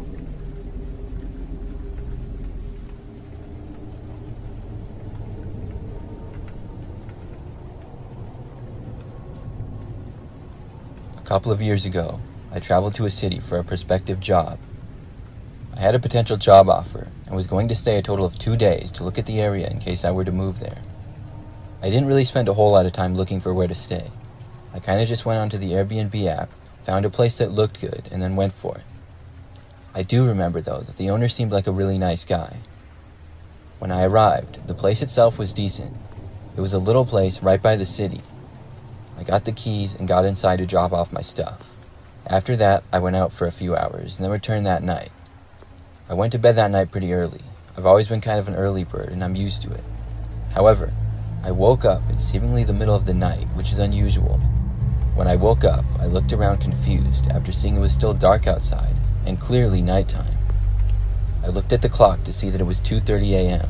and I remember, just as I was looking at the clock, I heard the sound of the front door to the house being opened. The house had been completely silent, and hearing that was a scary moment. I knew nobody else was supposed to be in the house. I'm not really sure what I was thinking. Maybe it was because I had just woken up and wasn't thinking clearly, but I grabbed the blankets and covered myself with them like a little kid. I then heard footsteps starting to come closer to the bedroom that I was in. My heart started to race like crazy, and I was terrified. I sort of came to my senses and knew that hiding under the covers was a bad idea, but what could I do? I had no time to prepare for this. As the footsteps got closer, it was clear to me that they would likely come in the bedroom. The only thing I thought to do was pretend to still be asleep. Maybe, just maybe, if somebody was going to rob the house or something like that, if they saw that I was fast asleep, they would just ignore me. I also felt this was my only option, because I had no time to run to the closet and hide, or grab something to use as a weapon. I didn't even have time to dial 911, as my phone was charging on the desk, not within my reach. Once whoever was there reached the door, I heard it open, and I closed my eyes and pretended to be sound asleep. I heard whoever was there take 2 steps inside the room or so, and then they just stopped. I didn't hear any more noises or movement for about a whole minute. Very carefully, I opened my eyes just a crack. I was careful to make it look like they were still closed, but I wanted to see whoever was in there. As soon as my eyes cracked open, I saw somebody standing right in front of the doorway, facing me. I looked at them for a couple of seconds. Then I recognized them. It was the man who owned the Airbnb. I remembered him from his picture. He was just standing there staring at me, with no expression on his face. I was careful to close my eyes without making it look like they had ever been open. I was terrified and also very confused as to what he was doing here. He stayed there for probably 5 more minutes and didn't move. It felt like forever, and I was just waiting for him to do something. Finally, I heard him turn around and then walk away. I laid in bed, listening carefully to wherever the man moved throughout the house. He went straight for the door and then just left. After that, I stayed up for about 2 more hours before I could get back to sleep. Luckily, the guy never returned. The next day, I contacted the owner of the Airbnb and asked him what he was doing in the house during the night. He denied being there completely. I reported him after that and did not return back. That was the last time I used Airbnb.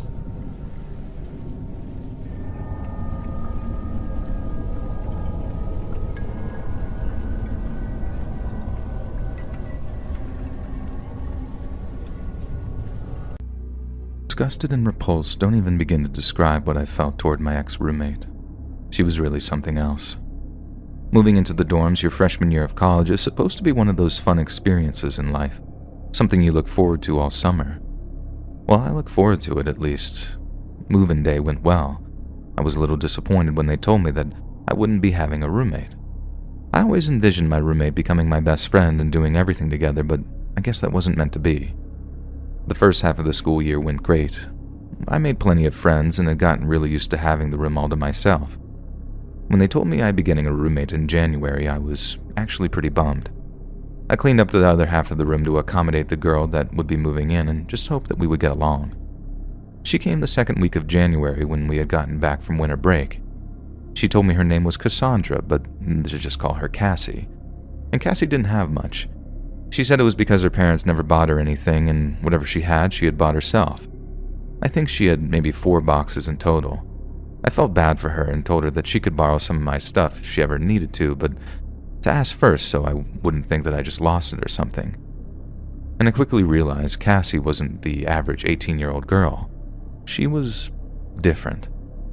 First, she had horrible hygiene. I had to beg her a few times to take a shower in the nicest way possible because she would smell so bad that I actually would gag when I entered the room. She always thought it was kind of funny. She never washed her clothes, which also meant that the clothes that she would borrow of mine never got washed either. She would give me back my shirts with sweat stains and food covering the front. It was like this girl had never been taught any manners or basic social skills ever in her life. But the worst thing about Cassie was her obsession with eating raw meat. And I'm not kidding you. I walked in on her eating cuts of raw bacon one day, and she tried hiding it when I walked in, but there was no way that I could unsee that. I asked her why she was eating raw bacon. Not to shame her or anything, but I just was generally morbidly curious. Really grossed out, obviously, but still curious.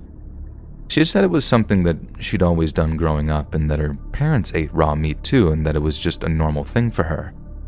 I honestly thought it was completely disgusting, but I also was trying to be a good roommate and as nice as I could, so I told her as long as I didn't have to witness her eating it in front of me, I was cool with her keeping her raw meat in the mini fridge. I should never have said that. The next day I opened the mini fridge to find it full of pounds of meat. All different kinds too. Bacon, ground beef, different cuts of steak, and even some goat meat. When Cassie walked in and saw me staring into the fridge, she looked at me. She was smiling ear to ear, so proud of her meat stash. She bragged about the deals that she found, and before I could stop her, she reached in front of me, grabbed a package of ground beef, opened it up, and started shoving it into her mouth. I almost threw up right then. I was yelling at her to stop, and with meat still in her mouth, she just laughed. I reacted in horror when I felt bits of it land near me, and that only made her laugh harder. The next day I requested a room change. I couldn't take it, but I was told that that would only be possible in the next 2 weeks. I was fine with that as long as it meant that I could escape the nightmare that was this disgusting person known as Cassie. She really freaked me out. I told her she wasn't allowed to borrow my stuff anymore since she never returned anything in a good enough state for me to use anyways. She was upset, but seemed to understand. We didn't talk much the week after I requested a room change. She continued to stash all her meat in the fridge, but at least she wasn't eating it in front of me anymore. A couple of days before I was due to move out of the room, I was sitting at my desk next to Cassie when she walked out of the room. I got a call from one of my friends and leaned back as we talked. I was looking around the room when my eyes settled on her computer. One of the tabs had 3 words that read, "Wanted, fresh meat." I laughed and told my friend what I saw. He told me to click on it and see what it was because he was curious. And I never in my wildest dreams would have expected to see what was on there. When I clicked on the tab, my laughing quickly halted. My friend was asking me over and over what it was, but I was too scared to even speak. It was an ad that she had posted on a website I had never even heard of, and the fresh meat that she was looking for wasn't from a cow or a pig or a goat. She had posted a wanted ad for fresh, human meat. In the ad, she carefully explained how she liked eating raw meat and had always dreamed about what human meat would taste like. She seemed to be obsessed with it. One line completely caught me off guard and made me want to join the witness protection program immediately, and in it she said, "Eating human flesh has consumed my every thought. Sometimes I watch my roommate sleeping and fantasize about chewing on her." I took a picture of the ad on my phone and clicked off of it so she wouldn't notice I was on her computer. I grabbed my bag and headed out, telling my friend to meet me at the police station immediately. I told them everything and showed them the picture of the ad. In conjunction with the university and their concern, they spoke to Cassie about this, and surprisingly, she admitted to everything. They took it as far as actually testing all the meat in the fridge since we lived on campus, but thankfully, It was all either beef or pork. I was able to get a restraining order against her, and she was expelled from the university for apparently accessing the dark web while using the school's Wi-Fi and for attempting to engage in illegal activities. Now, for a while, people actually compared Cassie to that German guy, Armin Maiwis, who cannibalized a person who volunteered to be eaten. Who knows if she really would have gone through with it, though. I don't think Cassie was ever charged for what she did. I tried to distance myself from her as much as possible. Hearing her name 5 years later would still be too soon. After her arrest, I just never saw her again. I think she must have just moved away out of embarrassment for what she did, but she was expelled from the school, and the entire town knew who she was and what she did. There would have been no escaping the whispers and dirty looks, and I do hope that she got the help she clearly needed. I still don't know how anyone could survive eating raw meat like the way she did. I ended up getting a new roommate after that who was perfectly normal, maybe even a little boring in some ways, but that was totally okay with me. I'll take boring over a cannibal any day.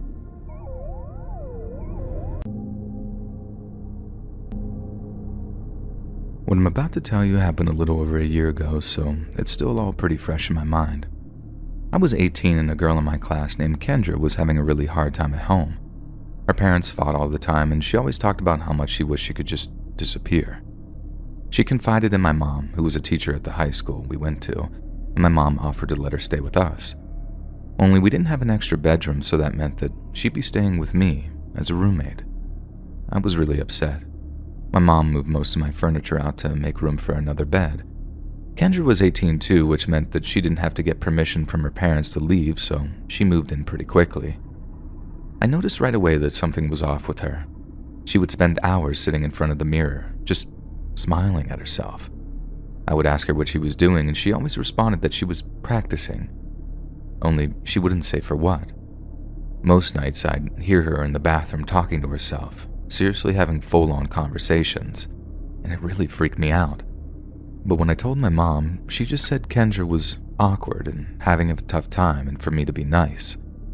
Kendra and I never became close. She made it very clear that she didn't like me. She ignored me constantly and would express anger whenever I'd hang out with my mom without her. Her jealousy turned into something really weird the day she dyed her hair to look like mine. She even went to the same hairdresser I go to and gave her a picture of me to go off of. She was open about it too. I continued to complain to my mom about her, now copying the way that I look, but again she told me to just be nice and put up with it because Kendra was having a very hard life. Weeks went by and the copying got worse. She would repeat everything I said, but in different voices, almost like she was trying to mimic the way I sounded. She started using my clothes too, and no matter how much I told my mom it creeped me out, she always told me to just go along with it for a while. I started feeling uncomfortable in my own home. I hated being in my room with her. The worst nights were when I would wake up to Kendra standing at the foot of my bed. Sometimes she'd be staring at me. She'd smirk when I expressed a sense of fear. And after a few months of her living with us, I decided to start sleeping in the living room to try to escape the awkwardness of sharing a room with a person I had started to believe was a legitimate sociopath. The living room proved to be not too much better, though.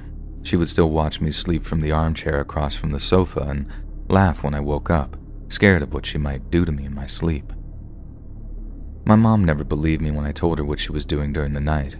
She told me Kendra always denied it and that I was probably making the whole thing up to try to get her kicked out of the house. I was done at this point. I decided one night that I was going to set up a camera to catch her in the act so I could show my mom and Kendra would be gone for good.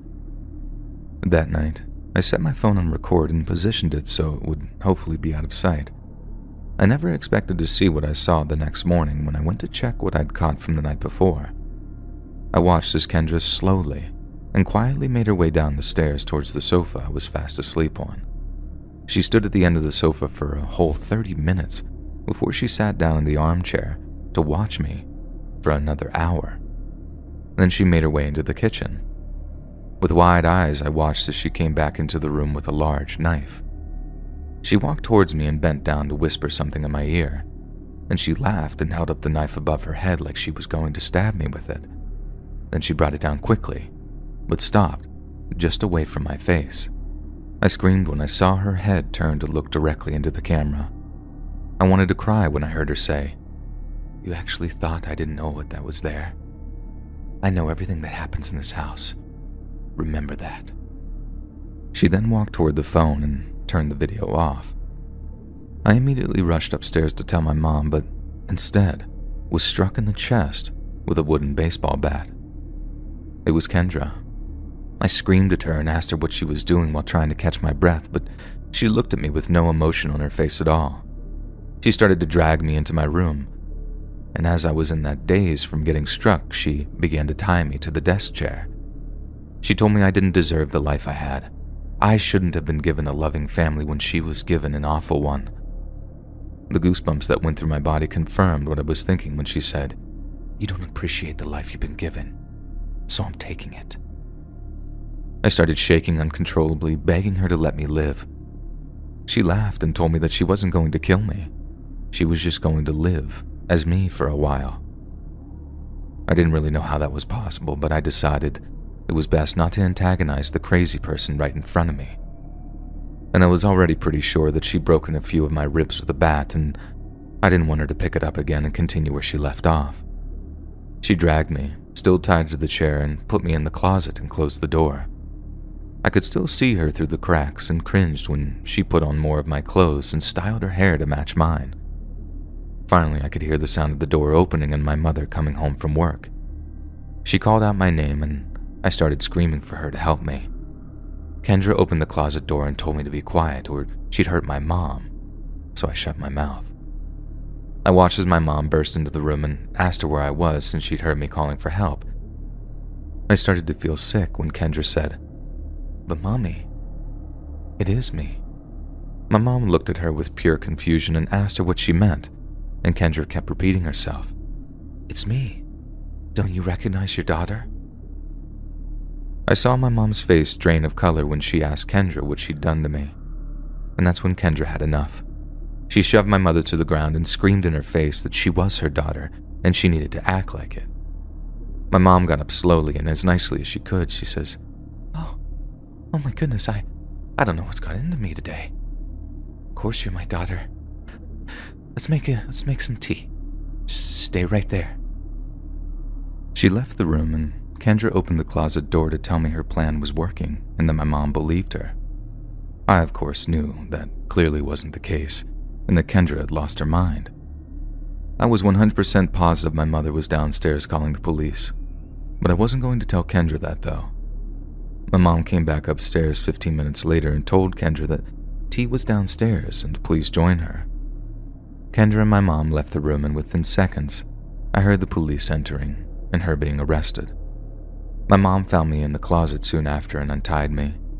She immediately apologized for never believing me, and in that moment, I was just happy to be in my mother's arms. Kendra was charged with assault with a deadly weapon at first, but was deemed unfit to stand trial. Instead, she was sent to a mental facility where they'd assess her condition further to decide whether or not she should be a danger to herself or others. She was sentenced to spend at least 3 years in that facility before she'd have the chance to get out. All in all, the experience was truly a nightmare, but I also couldn't help but feeling at least a little sorry for Kendra. She was never given a chance in her life to grow into anything but what she became. She may have been the scariest roommate I'd truly ever had, but I don't blame her. I blame her horrible parents. If they had just given her the life she deserved, I doubt that wherever her mental health started to deteriorate, it may have never actually gone down that route. A couple months in her stay in that facility, I got a letter from Kendra in the mail. In it, she told me that she was on medication and had plenty of time to think about what she did. She apologized and expressed how much she hoped I could forgive her. I actually wrote her back telling her I had already forgiven her and that I hope she continues to get the help that she needs and that there was no hard feelings between us. And even though I have forgiven her, I'd be lying if I said that there wasn't still a part of me that's scared of what she might do when she does eventually get out.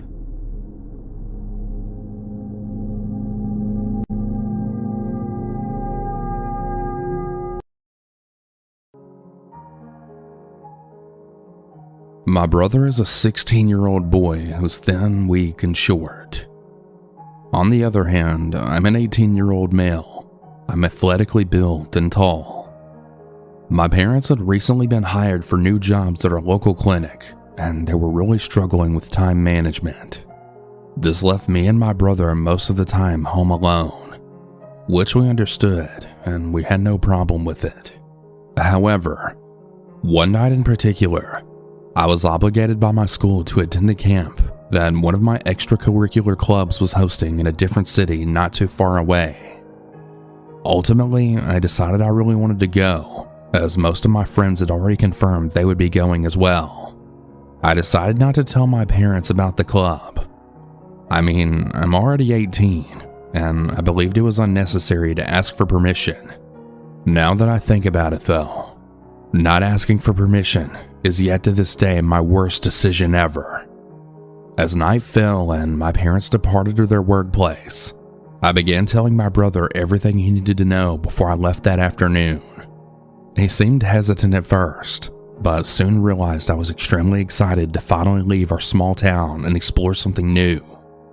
He promised everything would be alright, and that he wouldn't tell our parents he'd be alone until the next morning. Before leaving, I acknowledged how selfish I was being and the potential harm that my brother could possibly face. I texted one of my friends who had previously told me she was willing to babysit as a side hustle. I explained the situation, and immediately she agreed to stay over and watch for my younger sibling. I told my brother about the girl that he'd let in and the reasoning behind her presence. I felt relieved, but still felt guilty. My ride showed up, and I eventually left before the babysitter even arrived. Later that night, I received various text messages from my brother. However, I decided to ignore them, as I was busy unpacking most of my stuff, and those messages were probably weird and funny TikToks that he usually sends me. Well, around 12 a.m., I got a phone call from him. I silently picked up the phone, trying to avoid waking up everyone who was already asleep, and instantly felt the world turn upside down when I heard loud crying and breathing. That was all I heard for the first 20 seconds, until I finally called out again. "Hello? Who is this? Are you okay?"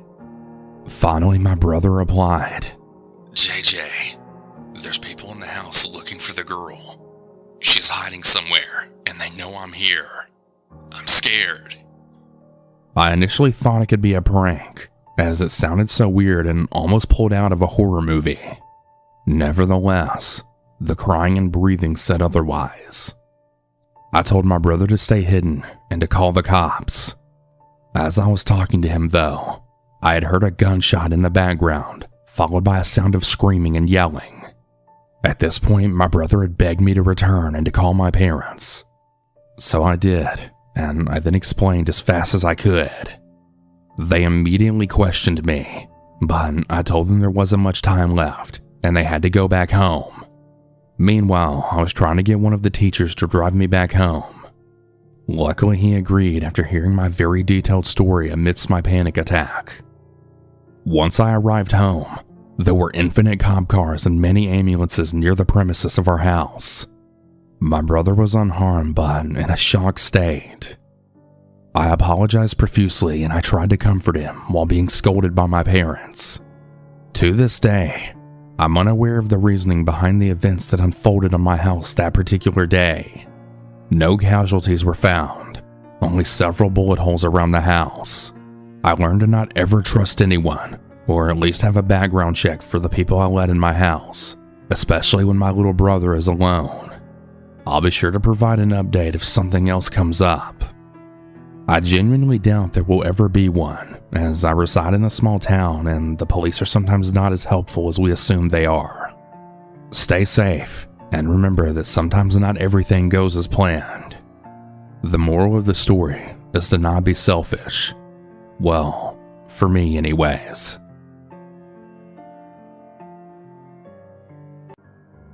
My name is Thomas.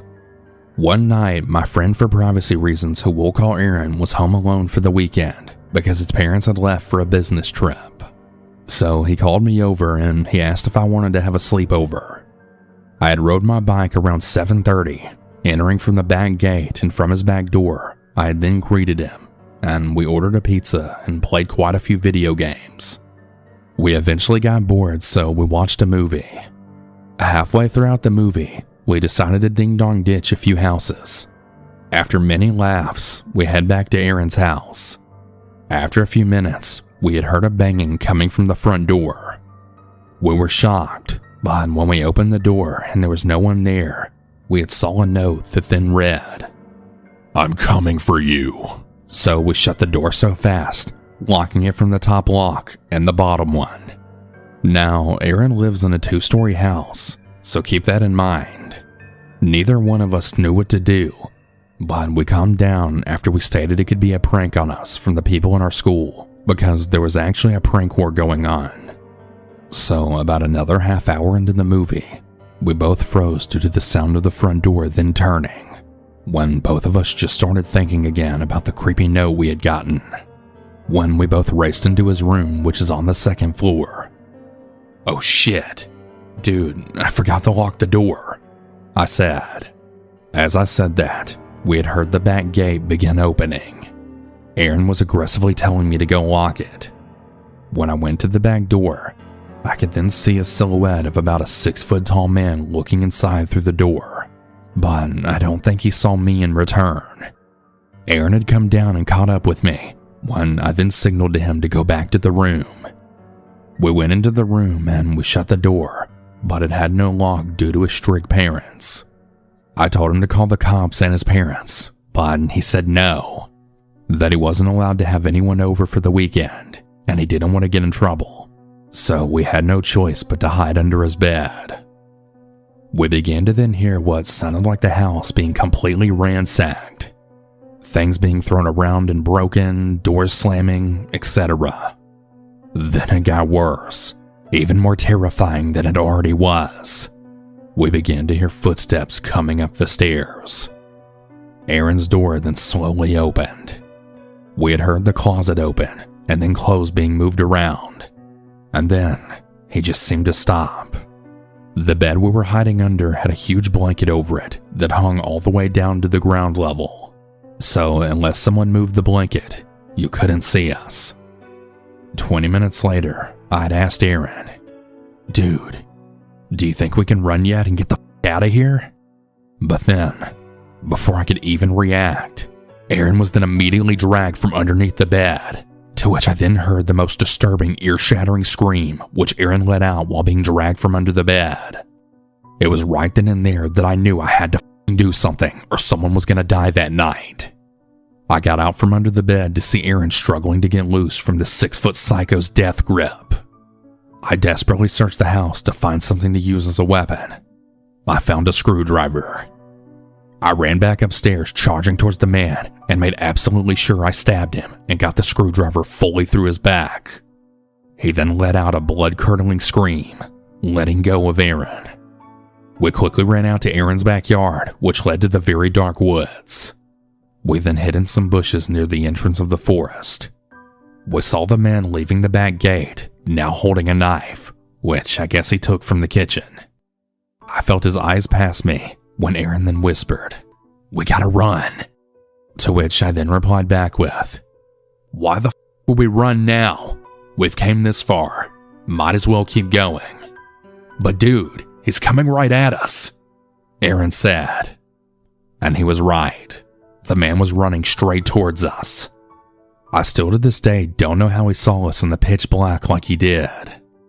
Aaron had lived in the countryside of town, so the neighbors were about 1 to 2 miles away, and the road was a straight path, so he could easily see us. My lungs felt like they were on fire, and I ended up falling because of a tree root sticking out.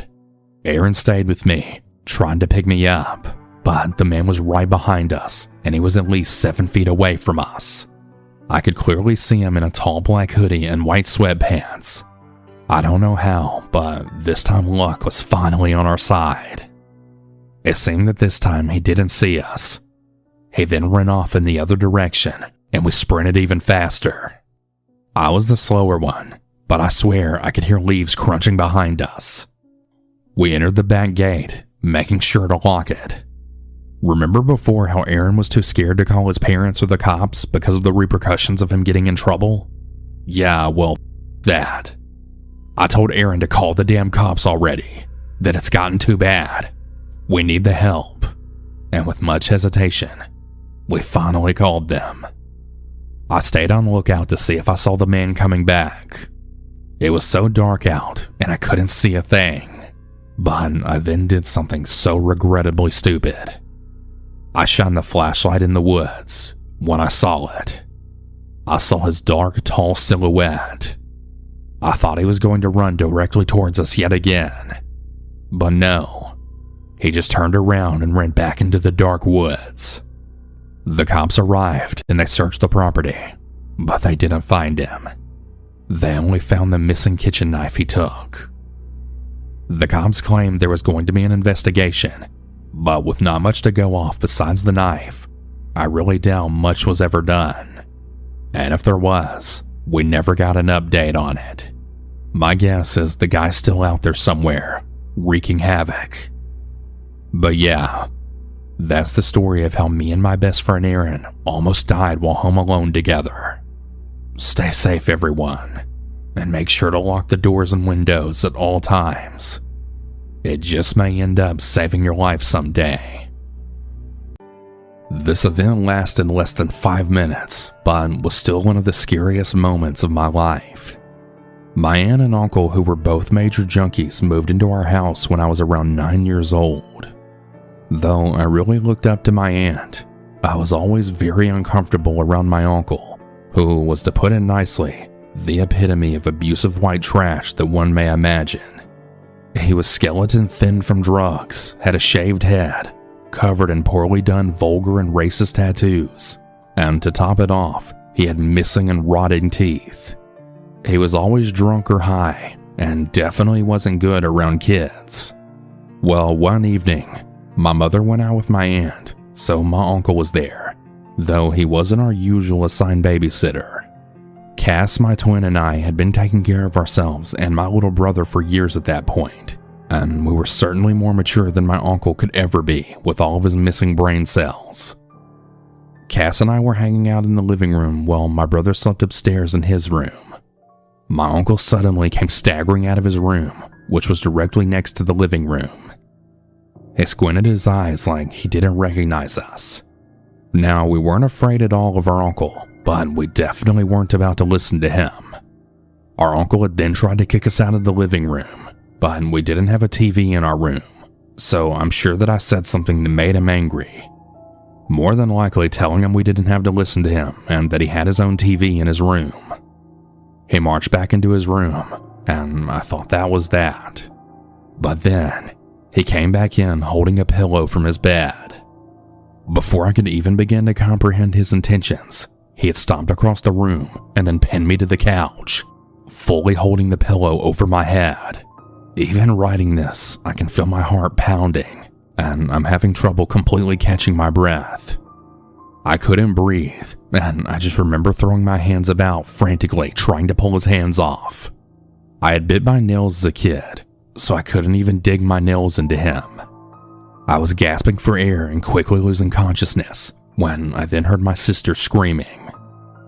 I was about to fully black out when the weight lightened and I was able to throw it off, gasping like a fish out of water.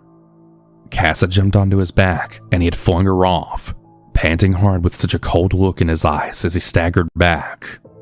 My uncle stormed out of the house, cursing at us, and we immediately locked the glass bag door behind him.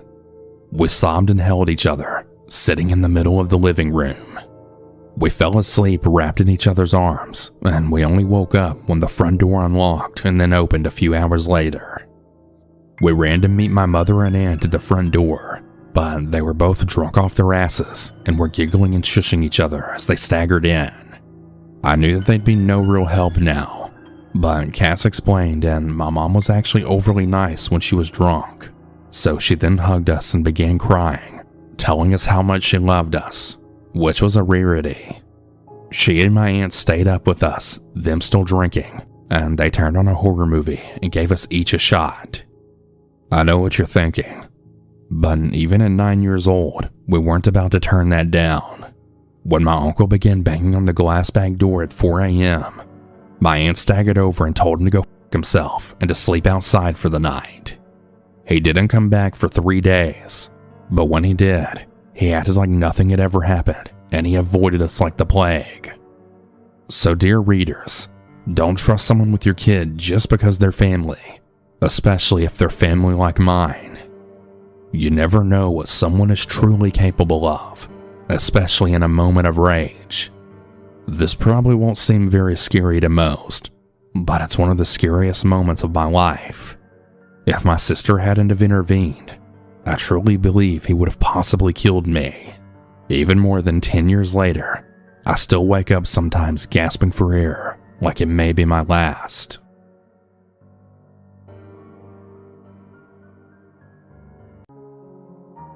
At the time, I had just turned 12.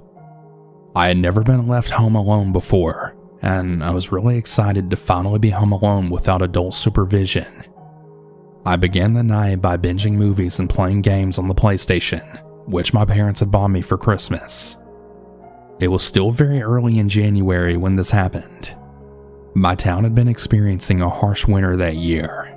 It was snowing heavily outside to the point that if you looked outside, you wouldn't even be able to see. I had just put in a frozen pizza in the oven when the doorbell rang. My parents had always told me to not answer the door for anyone because they have a key and they wouldn't need to be let in. I was a curious kid, so despite my best judgment, I went to look out the peephole. However, when I did so, there was no one there. In all honesty, I just brushed it off as someone had the wrong house and left. The more I thought about it, though, the more suspicious I became. As like I said, it was below freezing and it was snowing outside. I went back to the living room to watch my movies.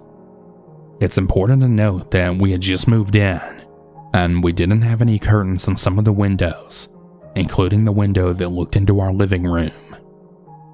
At this point, I heard a loud bang come from the kitchen. I assumed something had fell, and as tired as I was, I didn't go see what it was. When I finally had, I had noticed my pizza had been overcooked. I threw it in the trash, and when I had gone back into the living room, I had then noticed someone looking into the living room. I pretended that I didn't see them, and tried to discreetly call my parents. To the horror of my 12-year-old heart, they didn't answer. I tried not to panic, and I just went into my parents' bedroom and locked all the doors. I crawled under the bed and once again tried reaching out to my parents. When they did finally answer, I told them what happened, and they rushed home. But by the time they got home, whoever was outside was long gone. I have no idea who it was that was outside, or what their intentions were, but I really hope they don't ever return.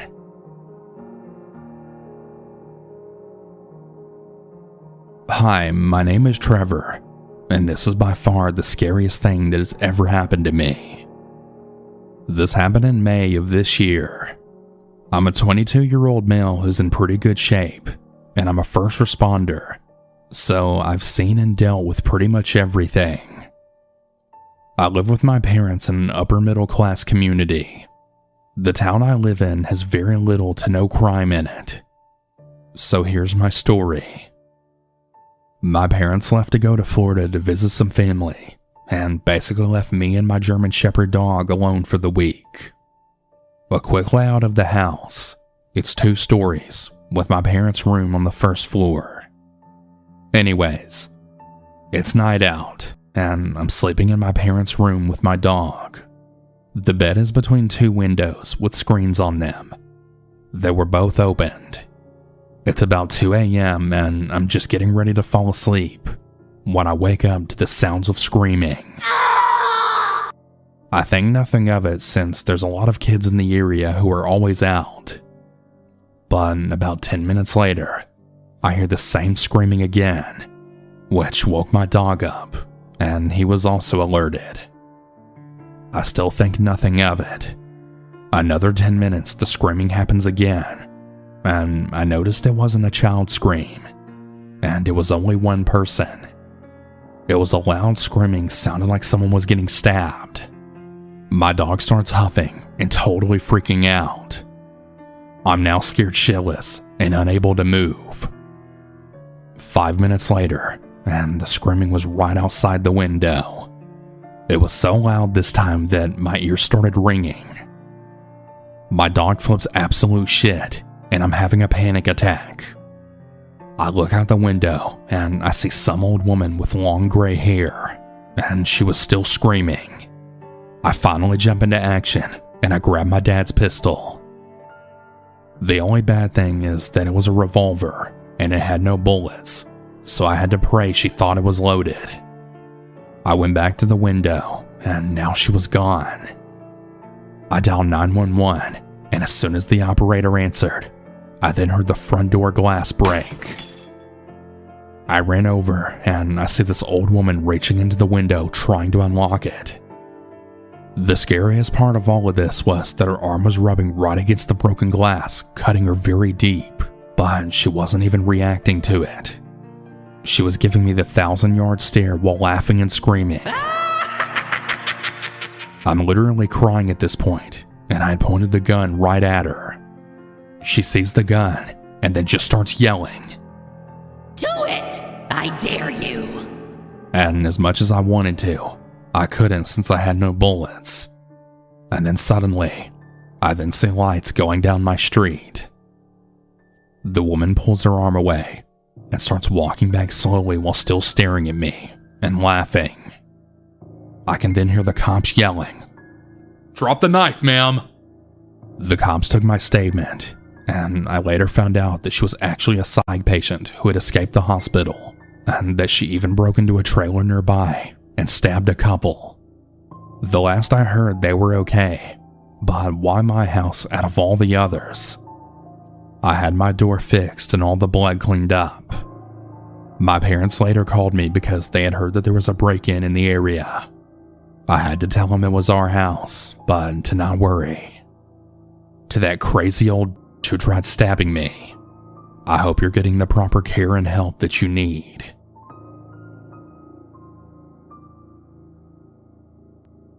This happened when I was 15.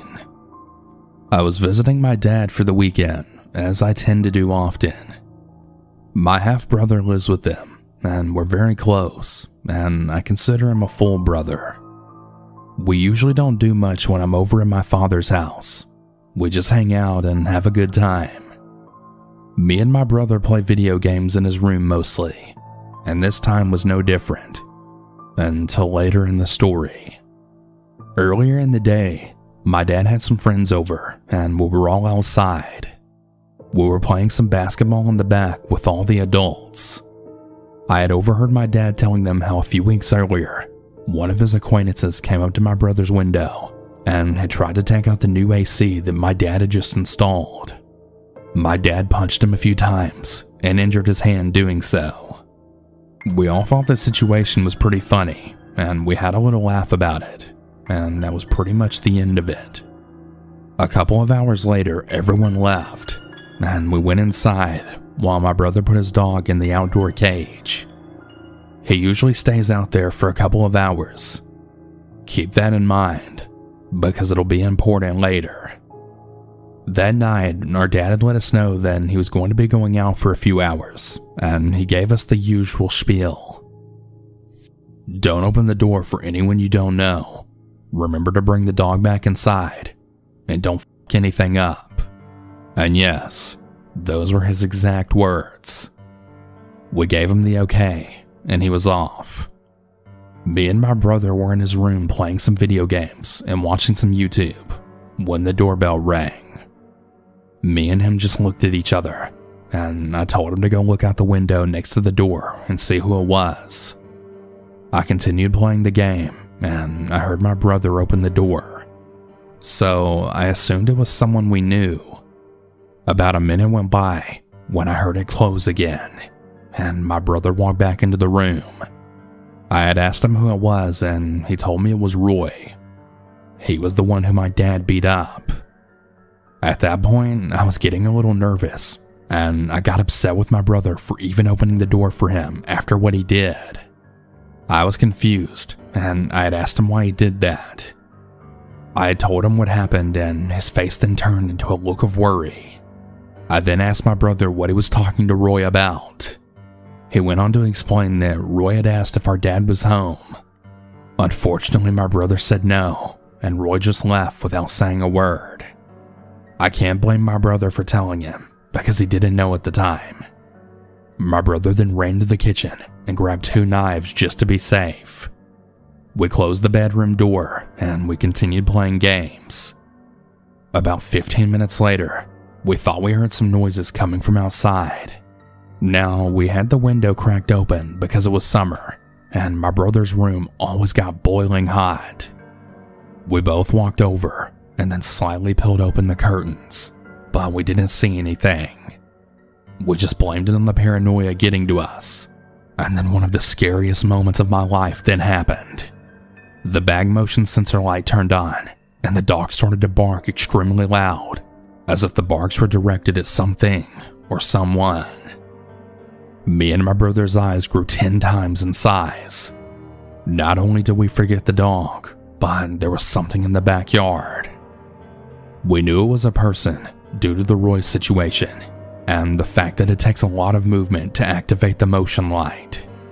We tried to wait it out to see if the dog would start barking, but it didn't. So we then knew we had to go out there and get him. With knives in hand, both me and my brother carefully made our way outside. I was watching him in the door while I grabbed the dog. The dog was facing away from the house deeper into the yard where the light didn't hit, so we knew where whoever was out there was. Just as my brother got the dog untied and was about to run back inside, Roy jumped out from the darkness with a hatchet from my dad's shed, running full speed toward my brother. I screamed at him to look out, but he caught his arm, as my brother struggled to keep Roy from lowering the hatchet onto him. I then ran over and slit Roy's arm with a knife. He dropped the hatchet and then screamed in pain. Me, my brother, and the dog all ran inside and locked everything down. We considered calling the police, but in the end, we decided not to. It would just be one of those things that we always kept between us and no one else. But nonetheless, this is still one of the scariest things that's ever happened to me and my brother, and I really hope no one else has to experience anything like it.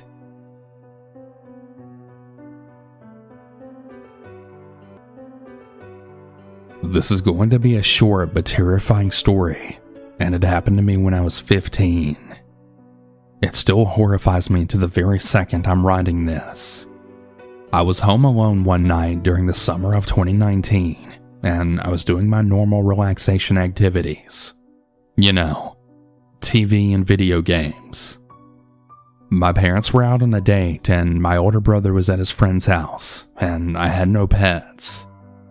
I was playing Battlefront 2 when I heard 2 guys talking outside my window. My window was facing the backyard, so it kind of scared me. I turned off my Xbox and then looked out my window. What I saw made my heart beat itself right out of my body. I saw 6 guys in my backyard armed with machetes and wearing these weird cat masks, and they were about to break my window with this giant rock. I grabbed my phone, ran into my room, locked the door, and then called my dad. I told him what was happening, but for some reason, he didn't even believe me. I was furious, so I then hung up on him and called 911. By then, I could hear the men in my house, and they were talking in a language that sounded like Russian. The operator then told me that the officers would be there soon and to stay where I was. She then told me to hang up, which I did. It wasn't even a minute later that I heard 2 pairs of footsteps coming up the stairs, and then to my room. They tried the doorknob, and when they realized it was locked, they then yelled something to the other men. They then started bashing at the door and kicking it, and then I think they actually tried cutting it open with their machetes. They eventually gave up, and I then heard a window outside my room opening, so I guess they escaped. I just stayed in my room when I then heard a man shout, "Police!" I opened my door and rushed downstairs when I saw 3 cops in my living room. They told me the place was clear and that it was safe. They called my parents, and this time they actually believed it and came home. The cops had actually told us that this wasn't the first time this happened, and that within the last week only, there had been 3 other incidents exactly like this. This only made me angrier with my dad, as since this had happened before, he should have believed me even more, but still didn't for some reason. I didn't talk to my dad for days before he finally made it up to me. Parents, please believe your children when they come to you with things like this. It isn't something to be taken lightly.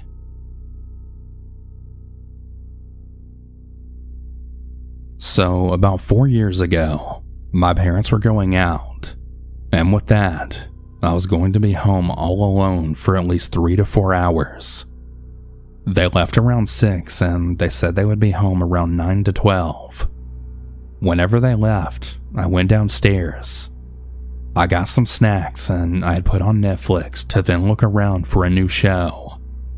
After like 2 hours of watching a new show, that's when I then heard a very strange noise coming from the front porch. Keep in mind, I have a wraparound porch, and there were a lot of windows looking out. Me being curious, I pulled back the curtains and then looked out into the dark yard. After looking around, nothing seemed off, until I saw a black silhouette of a man standing by the front door. I froze in fear, dropping the curtains, and then ran upstairs into my parents' room. After 5 minutes of waiting, I decided to text my parents.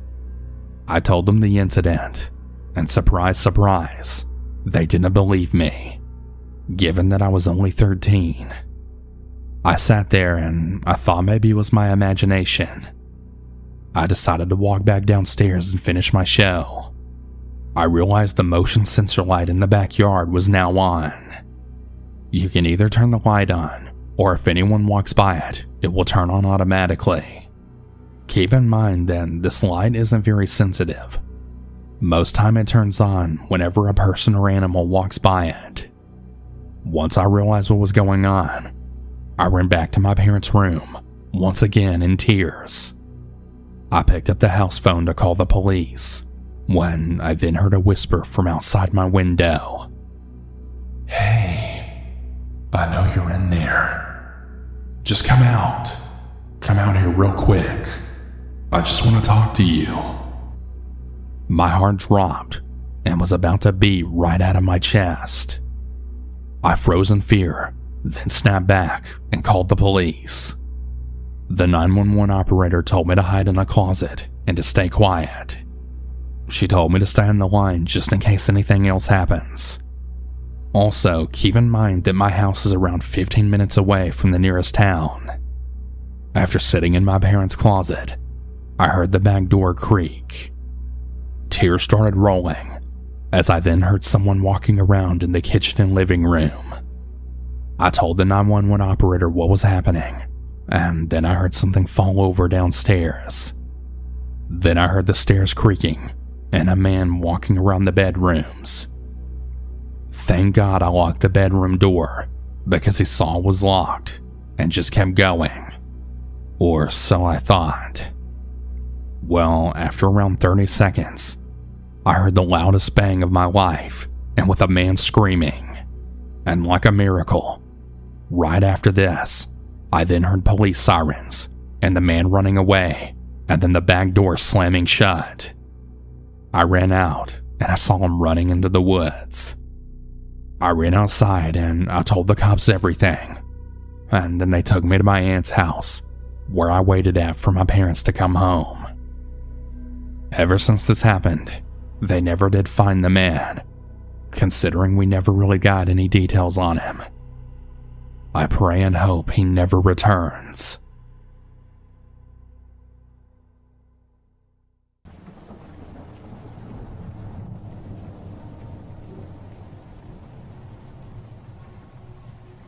I moved into a new apartment last fall. The apartment was, for the most part, pretty average. I had a one-bedroom on the first floor. It was a corner unit, which was nice. I had a bedroom, bathroom, living room, and kitchen. I was moving into a new state for work and had lived about 2 hours away. When I got to the place, it took me a whole day to move all of my furniture in, but I was able to do it with the help of a coworker. That night, though, something kind of weird happened. I was up pretty late because it was a weekend, and after moving in all of my stuff, I was staying up late by myself watching a movie. At about midnight, I heard a noise coming from outside my door leading to the hallway. It was a man's voice, and it sounded like he was saying, "Jane." He was seemingly calling out for somebody named Jane. At first, I was sort of creeped out. Then, I thought maybe it was just somebody walking down the hall, or one of my neighbors going to their places. I paused the TV and got up, taking a couple of more steps closer to the door. I still heard the man's voice, and I could tell now that it was coming from right outside of my door, and he wasn't moving. Whoever was here must either be one of my neighbors or somebody looking for whoever used to live in my apartment. That's what I was thinking, and whoever did live in my apartment before must have been named Jane. I decided to go out and let this guy know that Jane doesn't live here anymore, and I just moved in. I walked over to the door and opened it, but as I was opening the door, I heard footsteps darting away as if the man was sprinting back down the hallway. When I had opened up the door, I could see down the hallway that the man was gone, but I did just barely see him disappearing around the corner. Why would he try to run away from me? I thought this was pretty strange, but what else could I do? So I went back inside and unpaused my movie. Fast forward to about a week after that. This time, I was in bed sleeping, but was awoken in the middle of the night by a noise. My room was all dark, and it was completely silent, except for a voice. Once again, I heard someone calling out, "Jane." This guy again? What did he want, and who was he? More importantly, where was he? He wasn't outside my door again, or I wouldn't have been able to hear him. It took me a second because I had just woken up, but I realized that whoever it was right outside my bedroom window. I sat up in bed and looked out the window. I saw some guy disappearing out of my view again. I never got a good look at him at all. Now I was really creeped out. This must be some type of mistake. I stayed up, wide awake. I got up and went into my kitchen to get some water. When I was there, I heard another noise coming from the bedroom window. It was like a scratching noise, sort of. I went back into my bedroom just in time to see that the guy was there again. I saw his face for a good second, and he saw mine. It looked as though maybe he was trying to break in. When he saw me, he stopped and then ran away again. From what I saw, he was either bald or had really short hair and was sort of short and stocky. I stayed up, not sure what to do. The guy seemed to be gone now, but I didn't know if he would come back. I stayed up basically for the entire rest of the night. The man never returned though. The next day, I contacted my apartment and told them about it, and then I went to the police. I was told they would patrol the area. However, the man never did come back. I still wonder who it was. Part of me thinks this guy was stalking a woman named Jane who he thought lived there. Either that, or maybe the guy was crazy, or maybe he was stalking me. I really don't know what to make of it.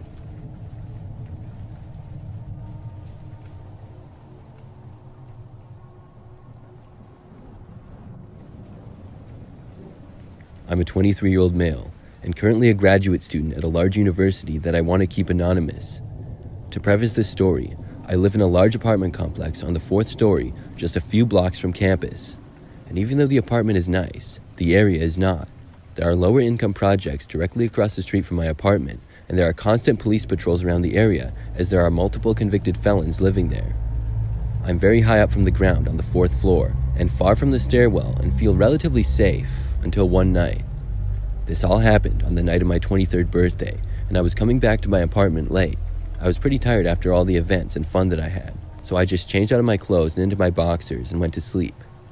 To add more context, I had recently put out a lot of nice small Christmas trees, lights, and decorations, and the whole balcony looked very nice. I could turn the Christmas decor on and off using my computer, so before I went to sleep, I turned off all the lighting. This made my balcony and apartment pitch black. I went to bed and fell asleep pretty quickly. Everything was quiet until all of a sudden I was awoken to a loud noise that sounded like a fence railing rattling. I have a pet rabbit, and she sometimes rattles the fence whenever she wants something. I also have a pet camera in my living room area, so I opened up the app on my phone to see what she wanted. However, when I checked the live footage, My rabbit was fast asleep and far from the fencing. I then thought someone must be out on their balcony and accidentally knocked over a plant or something, so I opened up my bedroom door to see what was going on. However, when I turned my head to look out at my balcony, I was jump scared by a medium-sized man with a backwards baseball hat and camo on. I was in pure shock and immediately went back into my room to call the police. After I knew the police were on their way, I poked my head around the door and yelled at the guy to get the F off my balcony. He didn't seem fazed by this and tried to convince me that he was stuck and to let him in so we could get off of my balcony. However, I wasn't born yesterday, and there was no way I was letting this guy on my balcony into my apartment at 4 in the morning. The guy kept talking and said his name is Charlie, and I just finally had enough and said that he's lucky he's still standing there. This was enough for him to climb down the side rail of my balcony and onto the 3rd floor. Later, I got a call from the police and asked about his description, but as of now, I haven't heard if he got caught. I filed a police report, and they're currently looking for him. The crazy part about this story is that I live on the 4th floor, so I'm over 40 feet up in the air, and there's about a 12-foot gap of open air between the apartment balconies vertically. There's also a 40-foot gap between my balcony and the stairs on each side. Aside from damaging a cheap flag, he did not steal any of my expensive Christmas decorations. I found this very odd that he wasn't on my balcony just to steal my decorations. Since the incident, I happened to run into some people that live in the building. I told them about how the guy tried to break in and enter my apartment, and I probably scared them badly when I told them this. I recommended that they reinforce their doors with something to keep them shut. That night, I installed an extra camera for the balcony and went to sleep. I didn't hear or see anything when I checked my camera the next day. However, someone claimed that the guy came back and tried to break down their door, but couldn't because of the reinforcement. This scared me a lot because now I knew the person was not there just to steal furniture off balconies. The next night, nothing happened. When I woke up the next day, an idea popped into my head to check the roof area. There's a roof access area in the complex, so I went up and checked it. I didn't see anything at first, but I noticed how one of the planters were pulled out just slightly. This was extremely odd because you had to look at a specific angle to see that this large planter was pulled out. Also, I go up there fairly frequently, and it's usually very clean and orderly. When I looked behind the planter, I was completely horrified. I found a large and heavy brick that looked like it weighed 30 pounds behind the planter. For reference, our apartment building is not made of brick, and when I looked at some brick buildings in the area, I noticed that the brick I found was a lot larger and more malformed than the bricks on the buildings. I immediately called the police, and they looked around on the rooftop that night to see if there was any more evidence, but they said they didn't find anything. The officer told me to dispose of the brick, as they wouldn't be able to get fingerprints off of the surface. It's the next day now, and I know that nothing else happened since last night. However, when I checked the rooftop again, I found another brick, but this time it was hidden in a plant with tall grass. I think he noticed the last brick was gone and went to get another one. I've been really stressed out about this and have not been able to sleep for the past few days. I hope after this time he's given up, but something tells me that he hasn't.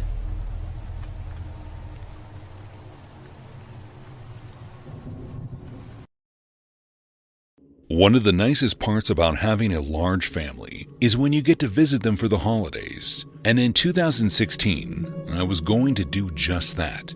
At the time, I had been living in Northern California and decided to go stay with my parents for the holidays at their cabin in Colorado. I was planning it as a huge surprise too, and originally I had intended on just showing up unannounced. But instead, I came up with an idea that I thought would be infinitely better. I was going to show up at the cabin a few days before them, so that when they showed up, I could have it decorated for them. It was going to be amazing.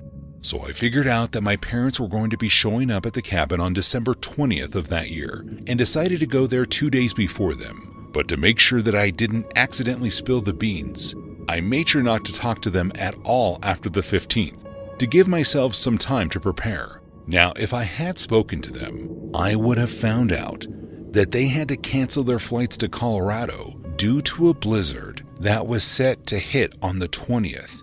But I had no clue, and on December 18th, I flew to Colorado and caught a ride to my parents' cabin, where I used the key that I had on my keychain to get in. The first night I just relaxed, but the entire next day I spent putting up the lights and setting up the living room to look nice for them when they showed up. But as the sun began to set, I noticed that it was starting to snow outside, and I immediately grew concerned. It only got worse from there.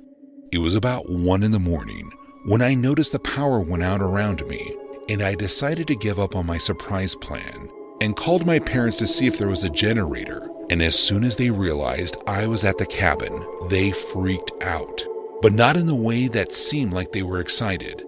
They were immediately concerned and let me know that there was a really intense snowstorm heading my way. And when I told them that the power had gone out, they only worried more. You see, the driveway leading up to the cabins was a gravel path through the woods that spanned the length of about 2 football fields. In other words, with the snow piling up the way that it was, there was no way for me to get out. And to make matters worse, I didn't bring much food because I assumed my family would be bringing some. All I could do at that point was hope that the storm passed sooner than expected and I could get out of there. That wasn't the case though. It snowed for 5 days straight, and the service roads leading up to the mountain that I was on had apparently been shut down. My phone's battery was low, so I decided to turn it off for use in an emergency. And from that moment on, I spent most of my time reading anything that I could. I managed to keep the cabin warm using the wood that I had piled up the night that I got in, and I melted snow on the wood stove to make drinking water. But by the time the 4th day rolled around, I was starving. I hadn't had anything to eat in over 48 hours and was getting really desperate. I looked in the cabinets and ended up finding 3 cans of ravioli that had been in there for years, if not longer. At that point, I would have eaten anything though, so I didn't waste any time putting the can directly on the wood stove to begin heating up its contents. It only took me 10 minutes before realizing how bad of a decision I had made. In no time at all, I was keeled over, clenching my stomach in pain. I turned my phone on and called my parents to see if they thought it was serious. And after realizing the food that I had eaten was more than likely more than a decade old, they had me call the hospital, which transferred me over to poison control. That's when I learned how terrifying botulism was. According to the person I spoke to, if I didn't get help soon, there was a chance that my body would become deeply infected and I could ultimately die. They ended up sending a helicopter to airlift me to the hospital since the roads were still closed in the area around my cabin, and I'm glad they did. By the time they got there, which was only an hour after my call, I had developed a fever over 106 degrees and could feel an intense heat coursing through my body. I was hospitalized for 3 days afterward, 2 of which were spent simply monitoring my vitals and making sure that my organs hadn't been damaged.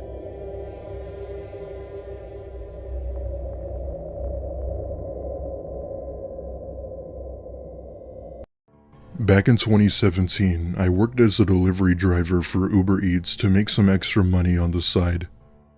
It wasn't the best paying job, but it was something to help me get by my struggles as a growing adult. I was 25 years old, and I'm sure most of you know how life really sets in at that age. Anyway, I live in the suburbs of New York. Not the city, just the state, as I was never a city person, but lived near it. Throughout my life, I've always been more of a quiet person, which is why I really like the suburban areas. One night, I was doing some late night delivery orders to keep the income flowing when there had been an incoming weather report. The snow had been falling pretty hard and the winds were measuring well over 50 kilometers and that a blizzard was on its way. That being said, I still wanted to do a few more orders for the night. Luckily, I had received one order from someone on the other side of town. It wasn't too far, but this person barely met the delivery radius.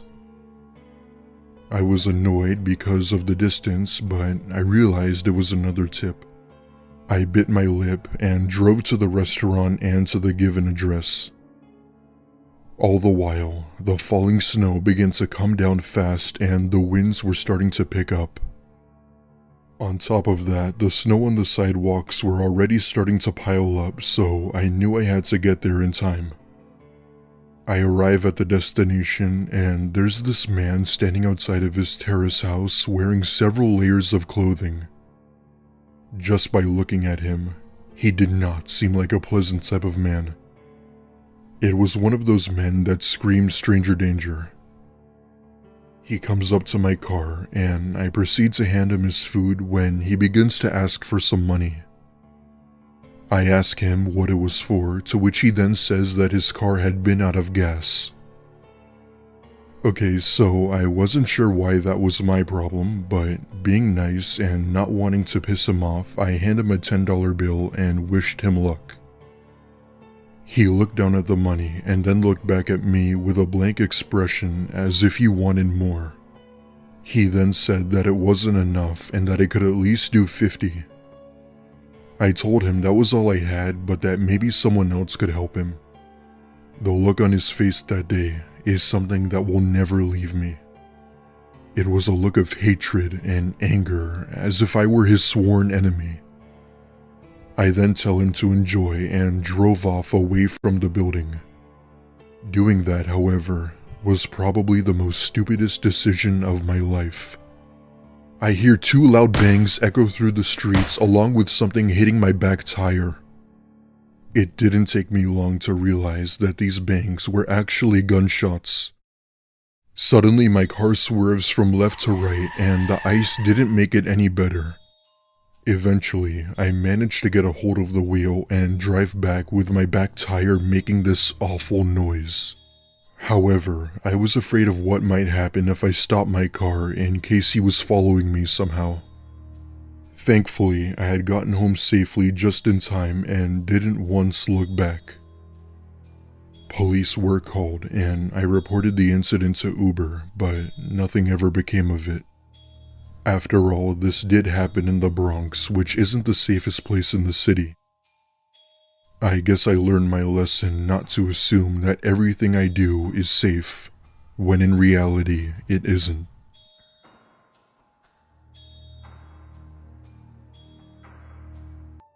It was the fall of 2015 and I just finished my first semester in college, meaning winter break would finally be upon me. I live in upstate New York, and around this time of year, it would become exceedingly cold in my area with temperatures dropping below the 30s. Growing up in the cold, I wasn't bothered by it and actually enjoyed it to a certain extent. One night, my mom had been out with a friend, leaving me to tend to the house alone. I didn't mind staying alone, as I like to think of myself as mature and responsible, and I could really use the quiet. Now, the house we lived in was located in the more rural side of my city. It wasn't like the country, but houses here were far apart and the nearest grocery store was about 9 miles. With nothing to do, I throw myself onto my couch and put on some Netflix to fall asleep to. So there I am, bored out of my mind watching Orange is the New Black when the power goes out. Living in a cold area where the winds are strong, it wasn't uncommon for it to go out once in a while. With nothing to do at this point, I closed my eyes and tried to fall asleep until my parents came home. I probably slept on the couch for about a good 2 hours when I for some reason wake up. The power is still out, so I couldn't see anything in the room other than the faint glow from the moon. However, I started having this weird feeling in the room. You know that sensation you get when you can just feel someone's watching you? Yeah, I had that in spades. I sat bolt upright while letting my eyes adjust to the dark, and right then I could see the outline of something tall beside the couch. By some miracle, the power comes back on, and about 2 feet away is a man standing over me. He looked to be in his mid-30s, was very tall and lanky, wearing a torn white shirt and some cargo pants. The thing that made the situation 10 times creepier was the fact that parts of his clothes were covered in blood. My blood ran cold as he stared down at me with this menacing glare of utter shock. I say I stared at him for a good 10 seconds before he says something along the lines of, who are you? I say in an angry tone, who are you and what the hell are you doing inside of my house? He then went on to explain that he was driving when his car skidded across the road from the ice, crashing into a large tree, and he came to the nearest house looking for help. It didn't take me long to realize that the blood on his clothes was his. In the heat of the moment, I thought his story was bullshit, but I didn't want to be rude. I tell him that there was nothing I could do and that if he didn't leave, I would call the cops. He didn't respond to this and started walking around the living room looking for stuff. Needless to say, I called the police and explained the situation to the operator. They said that it could take a while for an officer to get here due to the extreme weather conditions.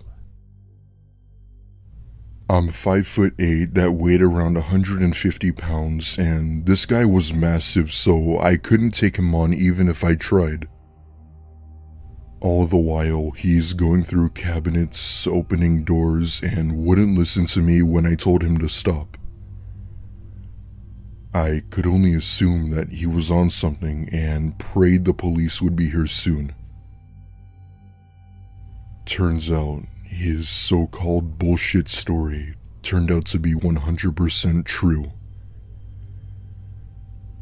2 police officers came to my door 15 minutes later and told me that he was indeed in a car crash. I felt so bad for him, assuming he was an intruder when the guy was just wanting some help. Apparently, the impact of the crash shocked him to the point where he didn't know what he was doing, which explained him searching through my living room. Long story short, he was sent to a hospital and me nor my mom pressed any charges. My parents didn't let me stay home alone after that until a few years later. This is by far the most strangest incident I've ever come across in my 9 years of living in that house. Even though I felt sympathy for the man, this story still scares me till this day. I'm 22 now and I have moved past it. But there's still one question I have. How did he get inside of my house? The thing is, my parents always keep our doors locked.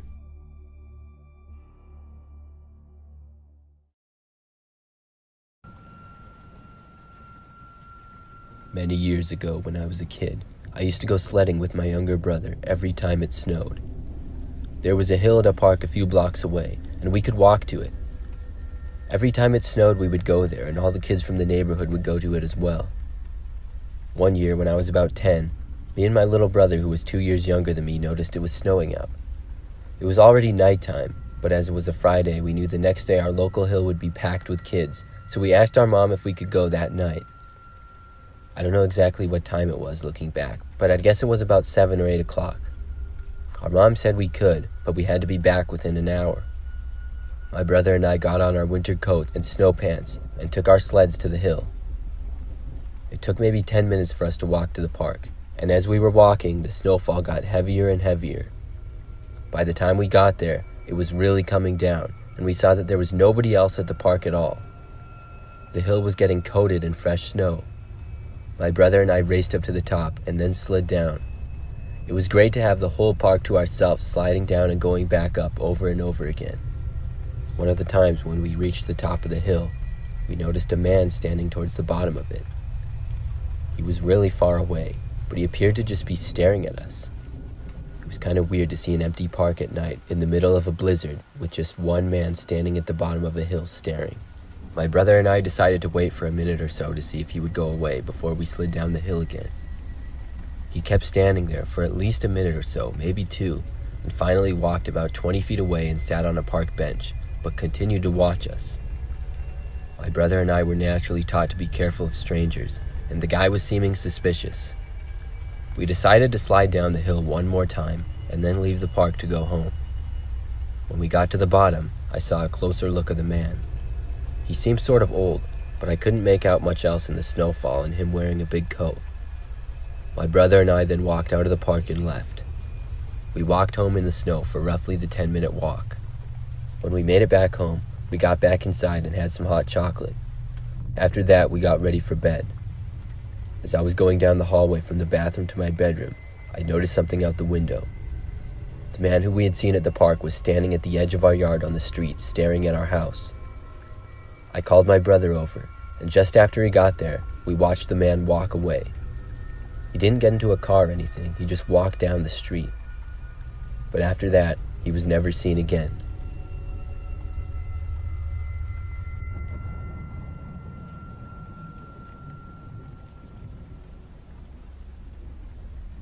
A couple of years ago, I was going on a long road trip for work, which I did quite often with my old job. It was winter time, and as I drove down the road late at night, I noticed it start to snow. Pretty soon, it was a heavy snowfall that was sticking on the ground and causing the road to become very slippery and dangerous to drive on.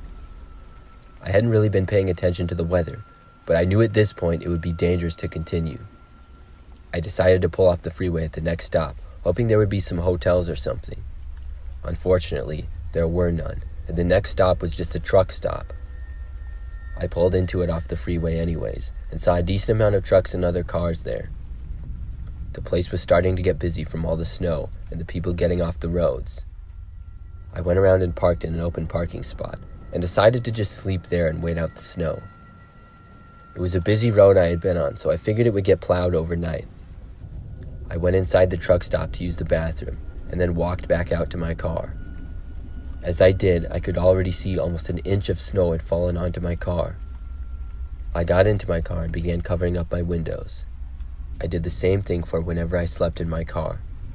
I covered all the windows with certain blankets that I had, so nobody could see in the car at all. Then I laid in the back seats of my car, which was just long enough for me to lay down in. I had several other blankets that I had in back with me, so I wasn't too worried about getting cold. I closed my eyes, and it didn't take long for me to fall asleep, but I woke up sometime in the middle of the night. I had no idea what time it was. I'd been sleeping well, so I knew something had woken me up. I couldn't see out of any of my windows because of the blankets. Then I heard the sound of a scratching coming from the outside of my car. It got louder and louder. It sounded like it was on my driver's side. It stopped for a minute, but eventually I heard someone try to open the driver's door to my car. I wasn't quite sure what to do because nothing like this had ever happened before. I laid there for about a minute as whoever was there tried to enter my car, testing out each door one at a time. I was really happy that my car was locked. I looked at my phone and thought about calling the police. It was 4:30 in the morning. Then the noises stopped, until suddenly I heard a loud bang come from the back window next to me. Thankfully, the window didn't break, but I thought it might, so I jumped and got into the driver's seat and started the car. I pulled the blanket off the window and drove away. I could feel myself sliding in the snow as I did. I looked in my mirror and saw someone, but couldn't make out anything about them. It was snowy and dark, and they were a good 30 feet behind me. I kept driving back onto the road, which was not as slippery as it had been before, but it was still lightly snowing. I slowly and carefully drove up about 20 miles to a town with a hotel and slept there the rest of the night.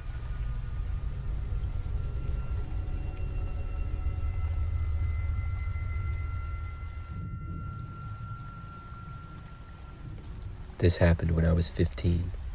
I was a sophomore in high school and got home from school one afternoon in December to realize I was home alone. I saw a note on the counter from my mom saying that her and my dad were going shopping and would be back later that night.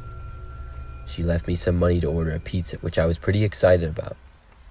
I did my homework, then ordered the pizza and watched TV. Then I played some video games.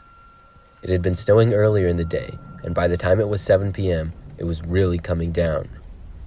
I kept playing video games, and finally at about 9, my mom called me telling me she was on her way home, but might not be there for another hour or so because of the snow.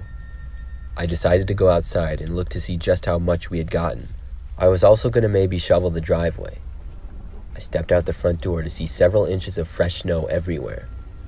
It was so smooth, except for this one place. I noticed some footprints in the snow that were in my yard. There seemed to be someone who walked in my yard and then went over to the garage. It was strange to me. There usually weren't people walking in my yard. I went back inside and suddenly had the thought to check the garage door, which was connected to our house. I went over to it and saw that it was unlocked. I started to walk closer to lock it, but thought I heard a noise right from the other side of it. This really freaked me out, and I ran upstairs to my room. I locked my door and hid under my bed. About a minute later, I heard the noise of my garage door opening. I wanted my parents to get home badly, but knew they wouldn't be home for almost an hour. I heard the sounds of someone walking around downstairs in my house. At that point, I decided to call the police. Thankfully, I had my phone on me, and I dialed 911. I spoke as quietly as I could, and hoped whoever was downstairs didn't hear me. I could barely hear them walking around downstairs, and I heard them walking around for quite a while. I had no idea what they were doing, but I was kicking myself for not making sure the garage door was locked earlier. I sat upstairs under my bed until I started to hear the footsteps coming up the stairs. It was the most scared I had ever been, until finally I heard the sound of police sirens off in the distance. The footsteps then went back downstairs and seemed to leave. I waited until the police came inside my house to leave my bedroom. When I did, I saw the main level of our house was all messed up. My parents were called and got home a little bit later. It seemed like just a typical break-in of a guy trying to find valuables in our house. I'm just glad I was able to get upstairs and call the police when I did.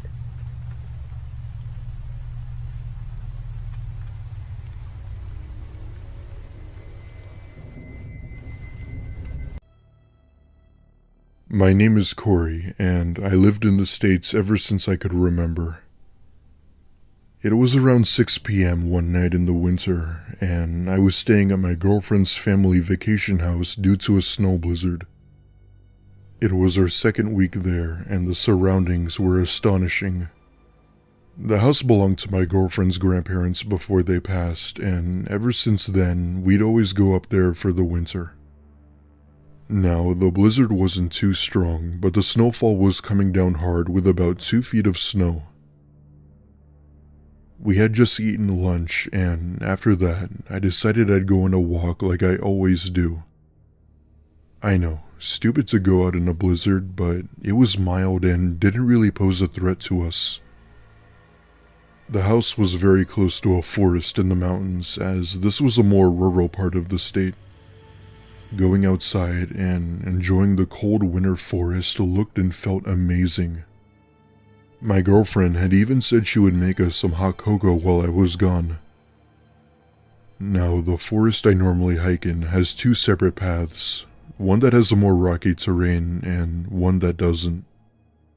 Playing it safe, I decided I'd take the trail with the least amount of treachery, as I knew there was a risk of slipping due to the slushy ice. Without hesitation, I go through the more smoother trail and didn't think anything of it. I've been through both of these trails in the past, but I didn't feel like doing anything extreme. So there I was, walking through the woods, listening to one of my playlists when my iPod died. Annoyed, I take out my phone and record a few videos of my hike to post on my Instagram story. Not that anyone cared, but I liked recording my experiences wherever I went. It was up until this point that I had been hiking for about a half hour now and was debating on whether to call it a day. However, there had been a small forest clearing just up ahead and decided I'd take a look around. Upon entering the clearing, I immediately noticed strange objects laid out in the snow. The strange part was that they were neatly arranged in a sort of pyramid-like structure. I move a few feet closer, and it was then when I realized that these so-called objects were bones of what seemed like a giant animal. Maybe cow, maybe a horse, or even buffalo. They were completely clean and sun-bleached. This meant that someone out there had placed these on purpose. What that purpose was, I have no idea. I was just on this trail a few days before and had seen no bones. There were also a few bones that were alike and had been neatly arranged in a circle that laid in the snow. Suddenly, the snow began to pick up as I stared down at the bones when I got the feeling that I wasn't supposed to be here. It was then when I heard quite a ways into the woods a loud snap that echoed across the trees. I take a quick photo of my discovery and try my best to run back to the house. All the while, I'm taking big steps into the deep blankets of snow, going as fast as I can. I make it back to the house and show my girlfriend the picture I took. She began to freak out as well, and we both thought why someone would go through the struggle to do this. I'm still not sure if it was just some punk trying to scare people or something much worse. Either way, I haven't been back up there since, but my girlfriend's parents have. This time, the bones were gone.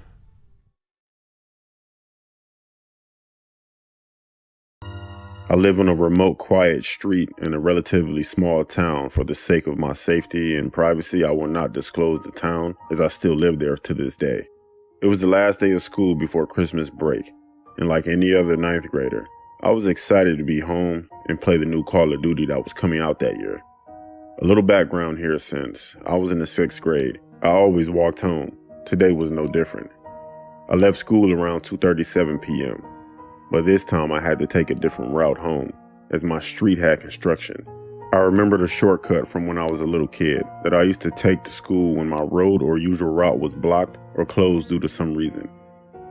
I started making my way down the side road as I did years before when I noticed a black Ford following me awful close, but doing the speed limit probably to avoid suspicion. I took a few turns to see if this vehicle was following me, and sure enough it was.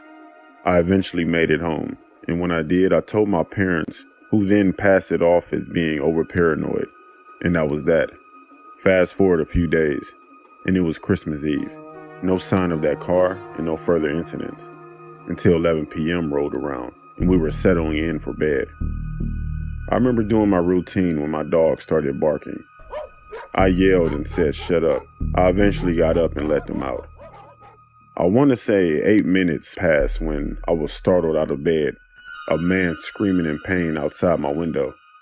I looked up to see my dad with a shotgun running outside to the dogs. I rushed out of my bed to the window, and just as I got there, I heard my dad yelling at this guy. And then he shot the back of the guy's black Ford speeding down our road. A police report has been filed, and it's been 4 years since the incident, and I'm now finishing school and looking at colleges.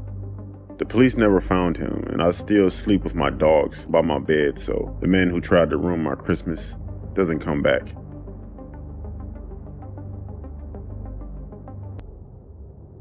Christmas Eve with my 6-year-old son was one of the most memorable nights of my entire life. Sure, we'd had a bunch of Christmases before that, but being a 6-year-old marked the first time that he really started to understand the whole Santa thing. He became completely fascinated with the idea that this fat dude could just shapeshift down the chimney, not to mention how he could visit every single child on the planet over the course of one night. He started begging me and his mom to take him to Santa's grotto so he could meet the man himself, and when it came to leaving out cookies and milk, he insisted on leaving out an entire package of Pepperidge Farm, believing the more cookies we gave Santa, the better his presents would be. It was absolutely adorable, and it totally rekindled any of the festive spirit me and his mom had lost over the years. So, on Christmas Eve, we leave out the whole bag of cookies, top up Santa's glass of milk, and then I take him upstairs to bed. He's way excited about the possibility of Santa arriving, which poses something of a problem for me and his mom. If he was still awake when we started putting presents under the tree, he might come downstairs, see us eating the cookies and arranging all the boxes, then his festive fantasy would be totally ruined in my mind. We agreed that was totally unacceptable, so We waited until like 1 a.m. when he was completely out for the count before we dressed the scene like Santa had visited, even including a little note thanking our son for all the cookies, saying he was the most generous little boy he'd ever had the pleasure of delivering to. We were so stoked to see his reaction in the morning, so much so that even we had trouble sleeping that night. But just like our son, the adrenaline subsided eventually and we both drifted off to sleep. The next thing I remember, my son is standing by my bed, shaking me awake and whispering, "Dad, wake up, wake up." I can see the little glow in the dark hands of the clock on my bedside table, and they're telling me it's just before 5 a.m. So as much as it was obscenely early in my mind, I knew I had to get up if I wanted to see his face when he opened his presents. All this is going through my head, and I'm just about getting ready to slip out from under the warmth of the covers when my son says, Dad, Santa's downstairs." My first move is to look over to my wife's side of the bed, but instead of being downstairs like I thought she might be, she's lying there asleep next to me. I'm instantly struck by this uh-oh moment, thinking that if my son had just heard someone downstairs, like actually heard someone, it obviously sure wasn't Santa Claus. I remember telling my son to wait where he was as I crept towards the doorway, listening out for any sounds coming from downstairs.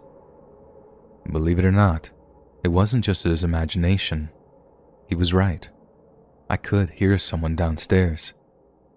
By this time, his mom had woken up and she's asking what time it is, but all it took was one look from me as I reached for the little lockbox I kept my gun in, and she just knew something was wrong. She was just amazing about the whole thing too, just totally affirmed why I wanted to have children with her in the first place. She just started, "Come to Mama, come get a Christmas cuddle," and all this other stuff, just completely distracting our son despite him insisting he wanted to go meet Santa. I closed the door behind me, crept towards the staircase, then felt my heart pounding as I started to descend. As soon as I saw the two people crouched down by our tree, I raised my pistol and just growled, "Get out of my house." As soon as they heard me, they just bolted back out through the window they'd pried open to get the presents under our tree. I thank God they didn't put up any resistance, that they didn't even say anything before they just jumped out the window. I know of many other confrontations like that where the homeowner came out way worse, and I thank God every single day that I didn't end up as one of them. To me and my partner, it was nothing short of a miracle that the only casualty of that morning was our son's hurt feelings. He was furious that I hadn't let him meet Santa Claus, and no matter how much we tried to explain that Santa was busy and that he couldn't stop to talk, our son cried and cried, all up until we showed him the special note that Santa wrote for him. And that really did the trick, especially once I improvised the idea that Santa had written the note because he was so grateful, even though he was super busy. Now, me and my partner are still wondering how we're going to tell him about that once he's older. We know it'll be something we'll be able to smile about. I mean, no one got hurt, thank God, and I know it'll be funny to see his reaction to the truth, but in that moment, it was just about one of the most terrifying occurrences of my entire life.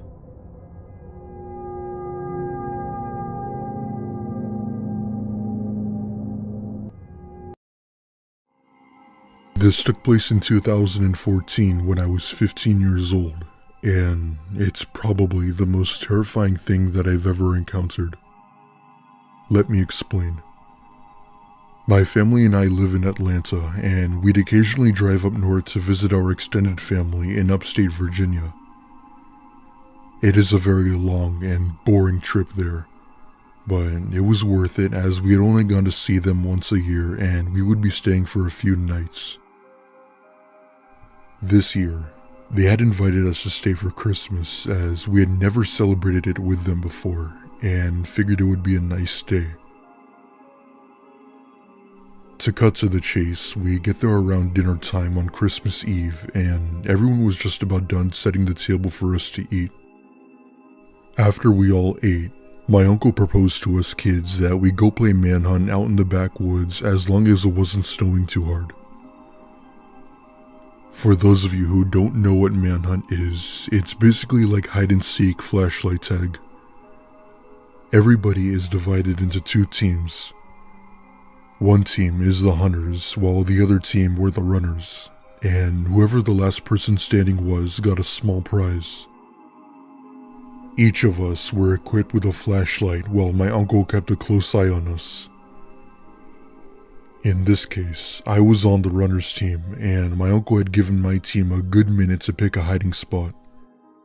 I chose to hide behind an old barrel that was thrown into the woods years ago.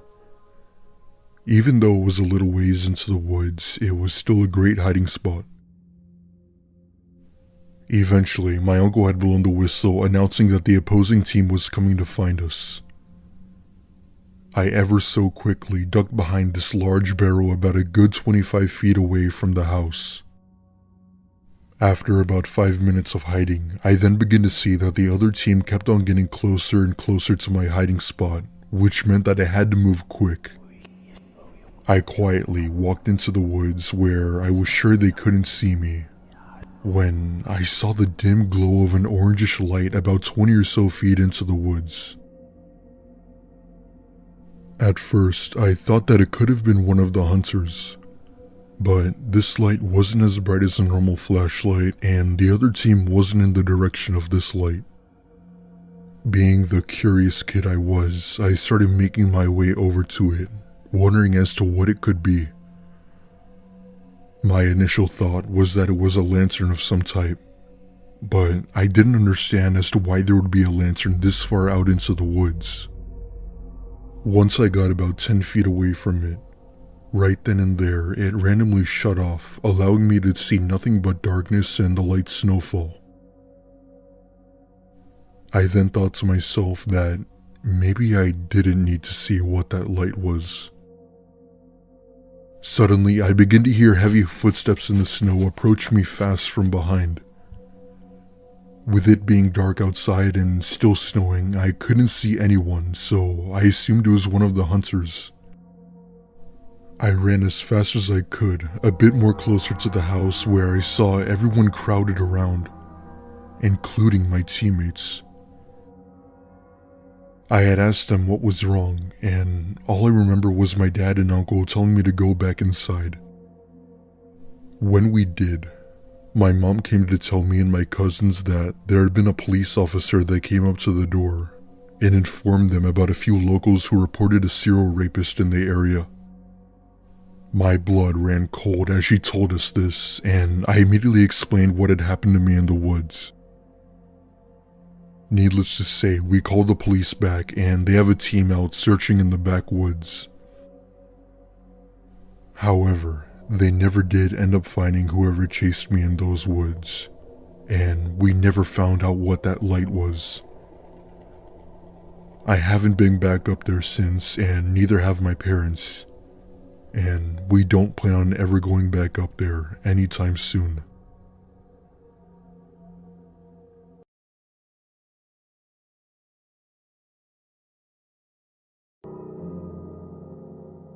This story takes place on one of the best nights for kids around America, but one of the worst nights for me.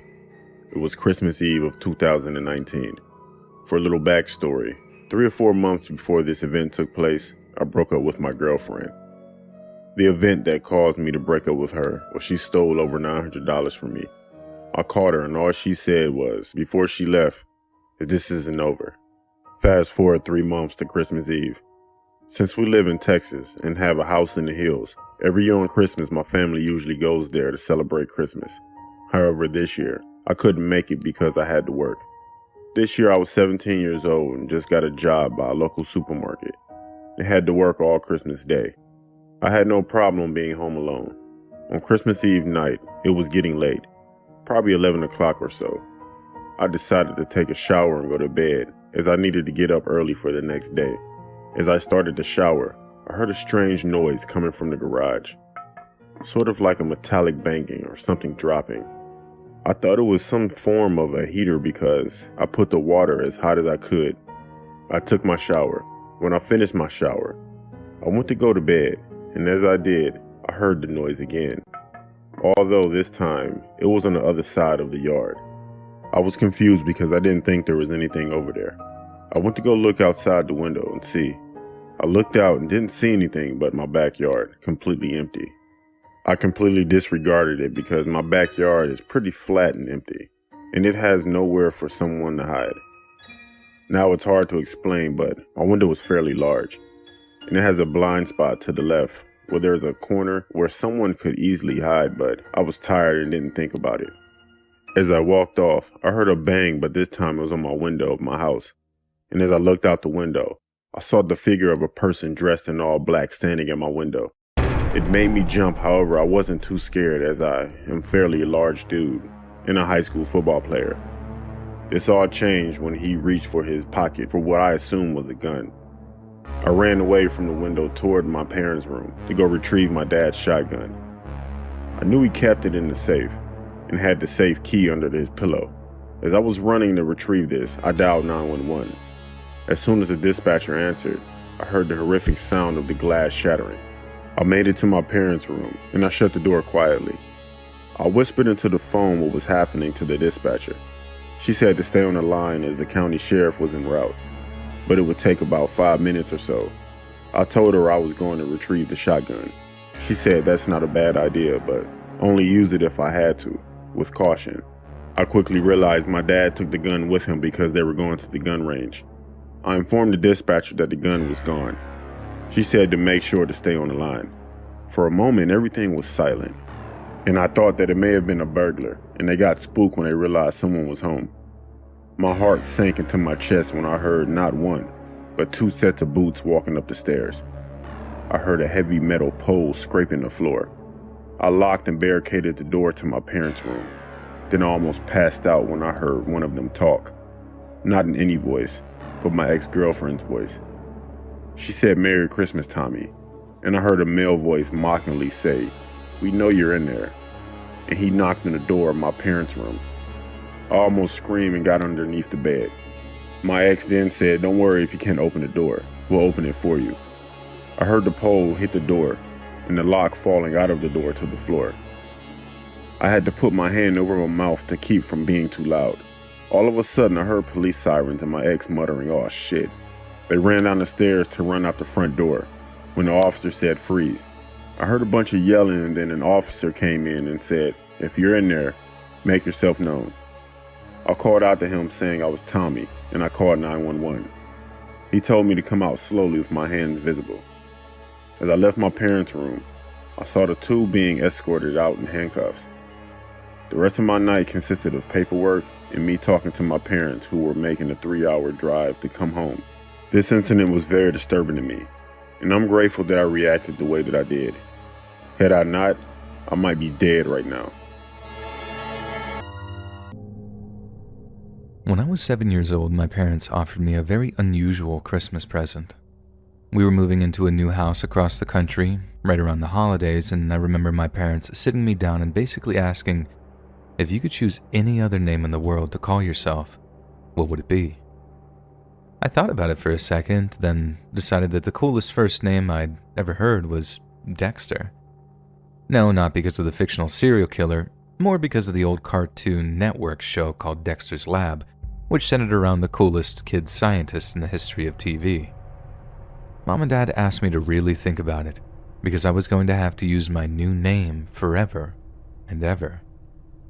But my heart was set on Dexter's, so that was that.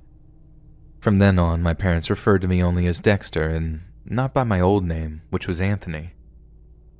It made for an easy transition, and since we were in a new place, people didn't know us by anything else, and it just so happened that our family had a second name too. That would have all been much harder back in Providence, but I was still kind of curious as to why we'd moved and changed our names. It's like a Christmas present to ourselves, my mom said. New beginnings can be a gift. And I suppose she was right. I was much happier in our new home, and soon the weirdest Christmas ever was just a speck in the rearview mirror, so to speak. It all started in such a weird way, too. Something I didn't understand at all until many years later. I remember getting off the school bus and walking the short distance back to my house when, all of a sudden, I heard a voice calling out to me from a parked car. They were like, "Hey kid, you're Tommy's kid, right?" I just nodded. My dad had a lot of friends who all drove fancy cars, so I figured this was another one of his buddies. "What? You don't recognize me now?" the guy asked me. "It's me, your Uncle Johnny. I was at your communion." I just stared at him nervously, wanting to get inside to get warm, but knowing it would be rude to just walk away. Okay, you're still young, but look, I need you to do me a little favor," the guy continued. "I got a Christmas present for your pops here. Make sure he gets it." The guy then produced what looked like a shoebox. Pretty expensive looking thing too. I remember wanting to open it to see what was inside, but the guy was quick to cut me off, telling me not to look inside, that it was a surprise for my father. "You don't want to ruin the surprise, do you?" the guy asked, and I responded by shaking my head. "There's a good kid. Now run along and make sure you give it to your father. And remember, no peeking, okay?" I was considerably less nervous by that point. I mean, if he had a present for my dad, he had to be a good guy. So I just did as I was told. Took the box into the house, then waited for my dad to get home from work. When he arrived home, I rushed to give him the shoebox. I remember it feeling like it was sort of a gift from me, too. Like if I was delivering it, I was sharing in some of that joy. But when I walked up to him and offered him the box, saying it was from Uncle Johnny, he just said, "Who?" I repeated that it was from an Uncle Johnny, and Dad still had that puzzled look on his face as he took the box from me, took off the lid, and rustled around the papers inside to see what it contained. Then suddenly, he froze, and I remember watching the color drain from his face like it was yesterday. He slammed the lid back on the box, and when I asked what was in there, Dad just told me to go up to my room. Then as I was walking up the stairs, he started calling out for my mom. And that's how this weird Christmas started. The next morning, Mom and Dad were piling suitcases into our car while telling me and my sister that we were going to spend the holidays in the countryside because the snow would be better. The next thing I know, we're in a cabin in the middle of nowhere, and I'm getting the very unusual Christmas present of getting to pick a new name. The thing is, at that age, it all just seemed totally normal. Or rather, I know something was happening, I just thought it was something that every family did. After a while, we moved into this new house in another state, and this meant that for the longest time, I thought Colorado and Rhode Island were like right next door to each other. It didn't even occur to me that we'd moved far away from home because I couldn't think of a reason why we'd moved so far. I remember asking my parents if we're going to change our names the next Christmas, and they told me no, because it'd be hard for all the people in our new town to learn new names, so we'd just be keeping the ones we had. I know it seems crazy, but being so young, I just kind of forgot about the whole thing after a while. Again, I thought it was something every family did at some point, just move towns and pick new names. I thought it was part of the process or something. It didn't make a difference with our parents. Me and my sister just called them the same thing we did before the move, Mom and Dad. I had a little trouble getting the hang of my sister's new name, and I know this is becoming a running theme here, but kids can get used to anything pretty quickly. Then, that was that. For like 11 years. My parents basically covered up what happened to the point where I didn't suspect a thing. I think maybe my sister did, but I definitely didn't. She ended up getting the talk before she moved away to college, and then she was part of this conspiracy too, in cahoots with our parents to keep me in the dark for another 3 years. And then, right when I was picking colleges come SAT time, they sat me down for the talk too. Some of you might have guessed what the talk consisted of by now, and no, it wasn't the birds and bees talk, if that's what you're thinking. The talk was basically my parents explaining to me that the reason we'd moved out to Colorado all those years ago was because my dad was in the witness protection program. He'd never actually been in the mafia himself. He was just an associate, but things went wrong for him in a big, bad way, and he was dealing with guys who didn't just cut off business ties, they cut off heads and hands so the cops can't identify you. At least, not right away. But anyway, according to them, the mob guys he was working with had two problems. Firstly, they were convinced someone in their organization was a police informant, and secondly, they had no idea who that person might be. So, in order to flush out the informant, they basically set out a bunch of packages to each of them, all containing something that might scare them into making a move. Apparently, my dad wasn't the informant, but he also had no idea that this was part of a larger scheme to flush the mole out. He thought it was a straight-up accusation and decided to get us out of Providence before any punishments could be meted out. So, ironically, the Mafia had turned a solid earner into an FBI informant, all by just accusing the wrong person. Now, I don't know if that's 100% true or not. When your parents lie to you for almost your entire life, you wouldn't put another couple past them, but it's the version I chose to believe. But what I know for certain is what was in that shoebox I gave to my dad. It was a rat, and someone had hammered a nail through its mouth.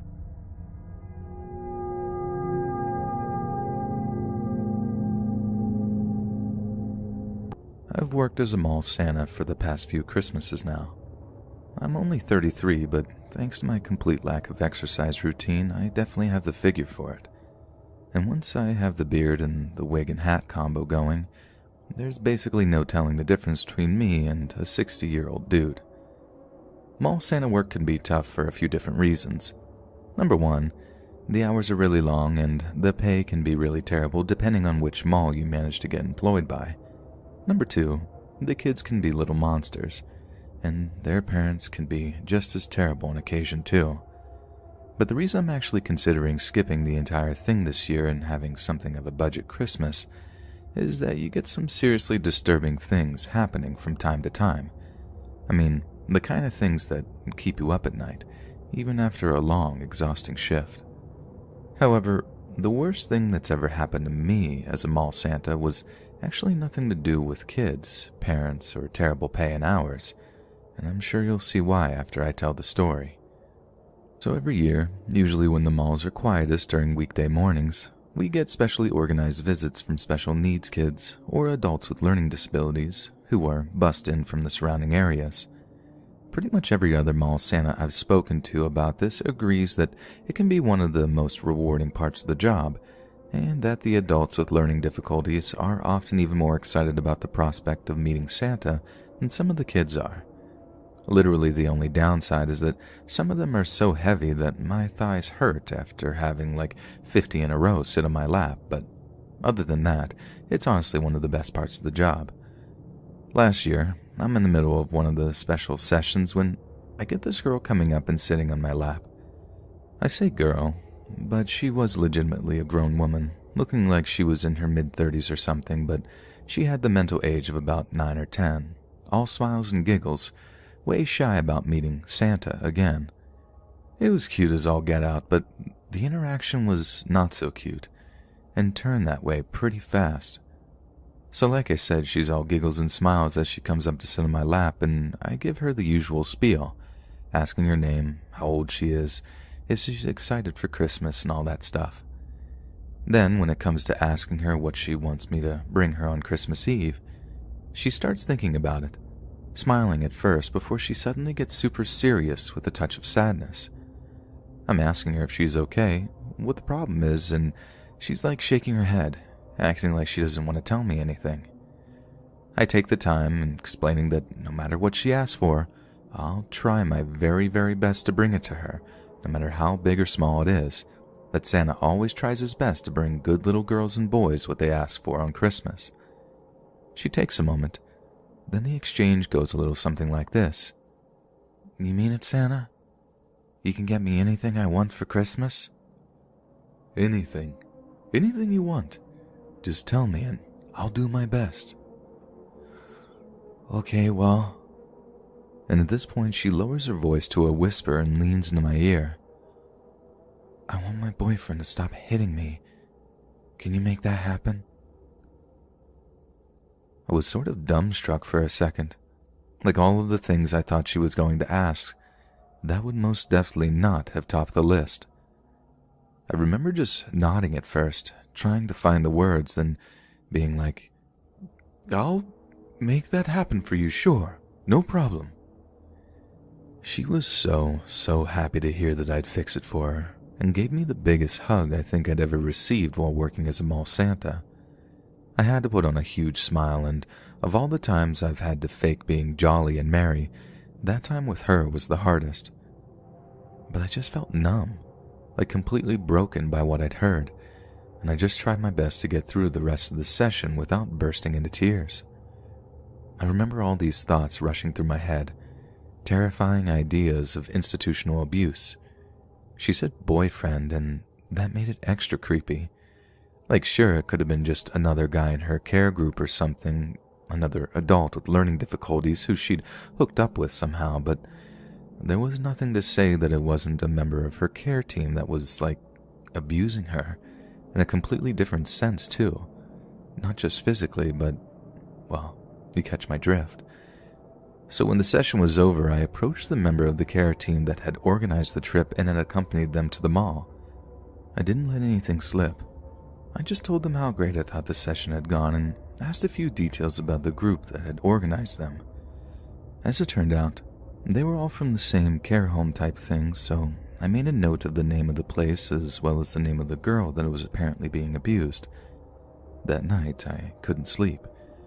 I just kept picturing some evil monster abusing that poor girl, taking advantage of their position to put some poor special needs woman through torture, then telling her that she'd be killed if she ever breathed a word of it to anyone. And here's where stuff starts getting even more intense. Now, I could have just called 911 with the info I had at hand, registered a general complaint, and then heard nothing back about it. But a buddy of mine had a cousin with the local police department, and not just some gumshoe beat cop either. They were a detective.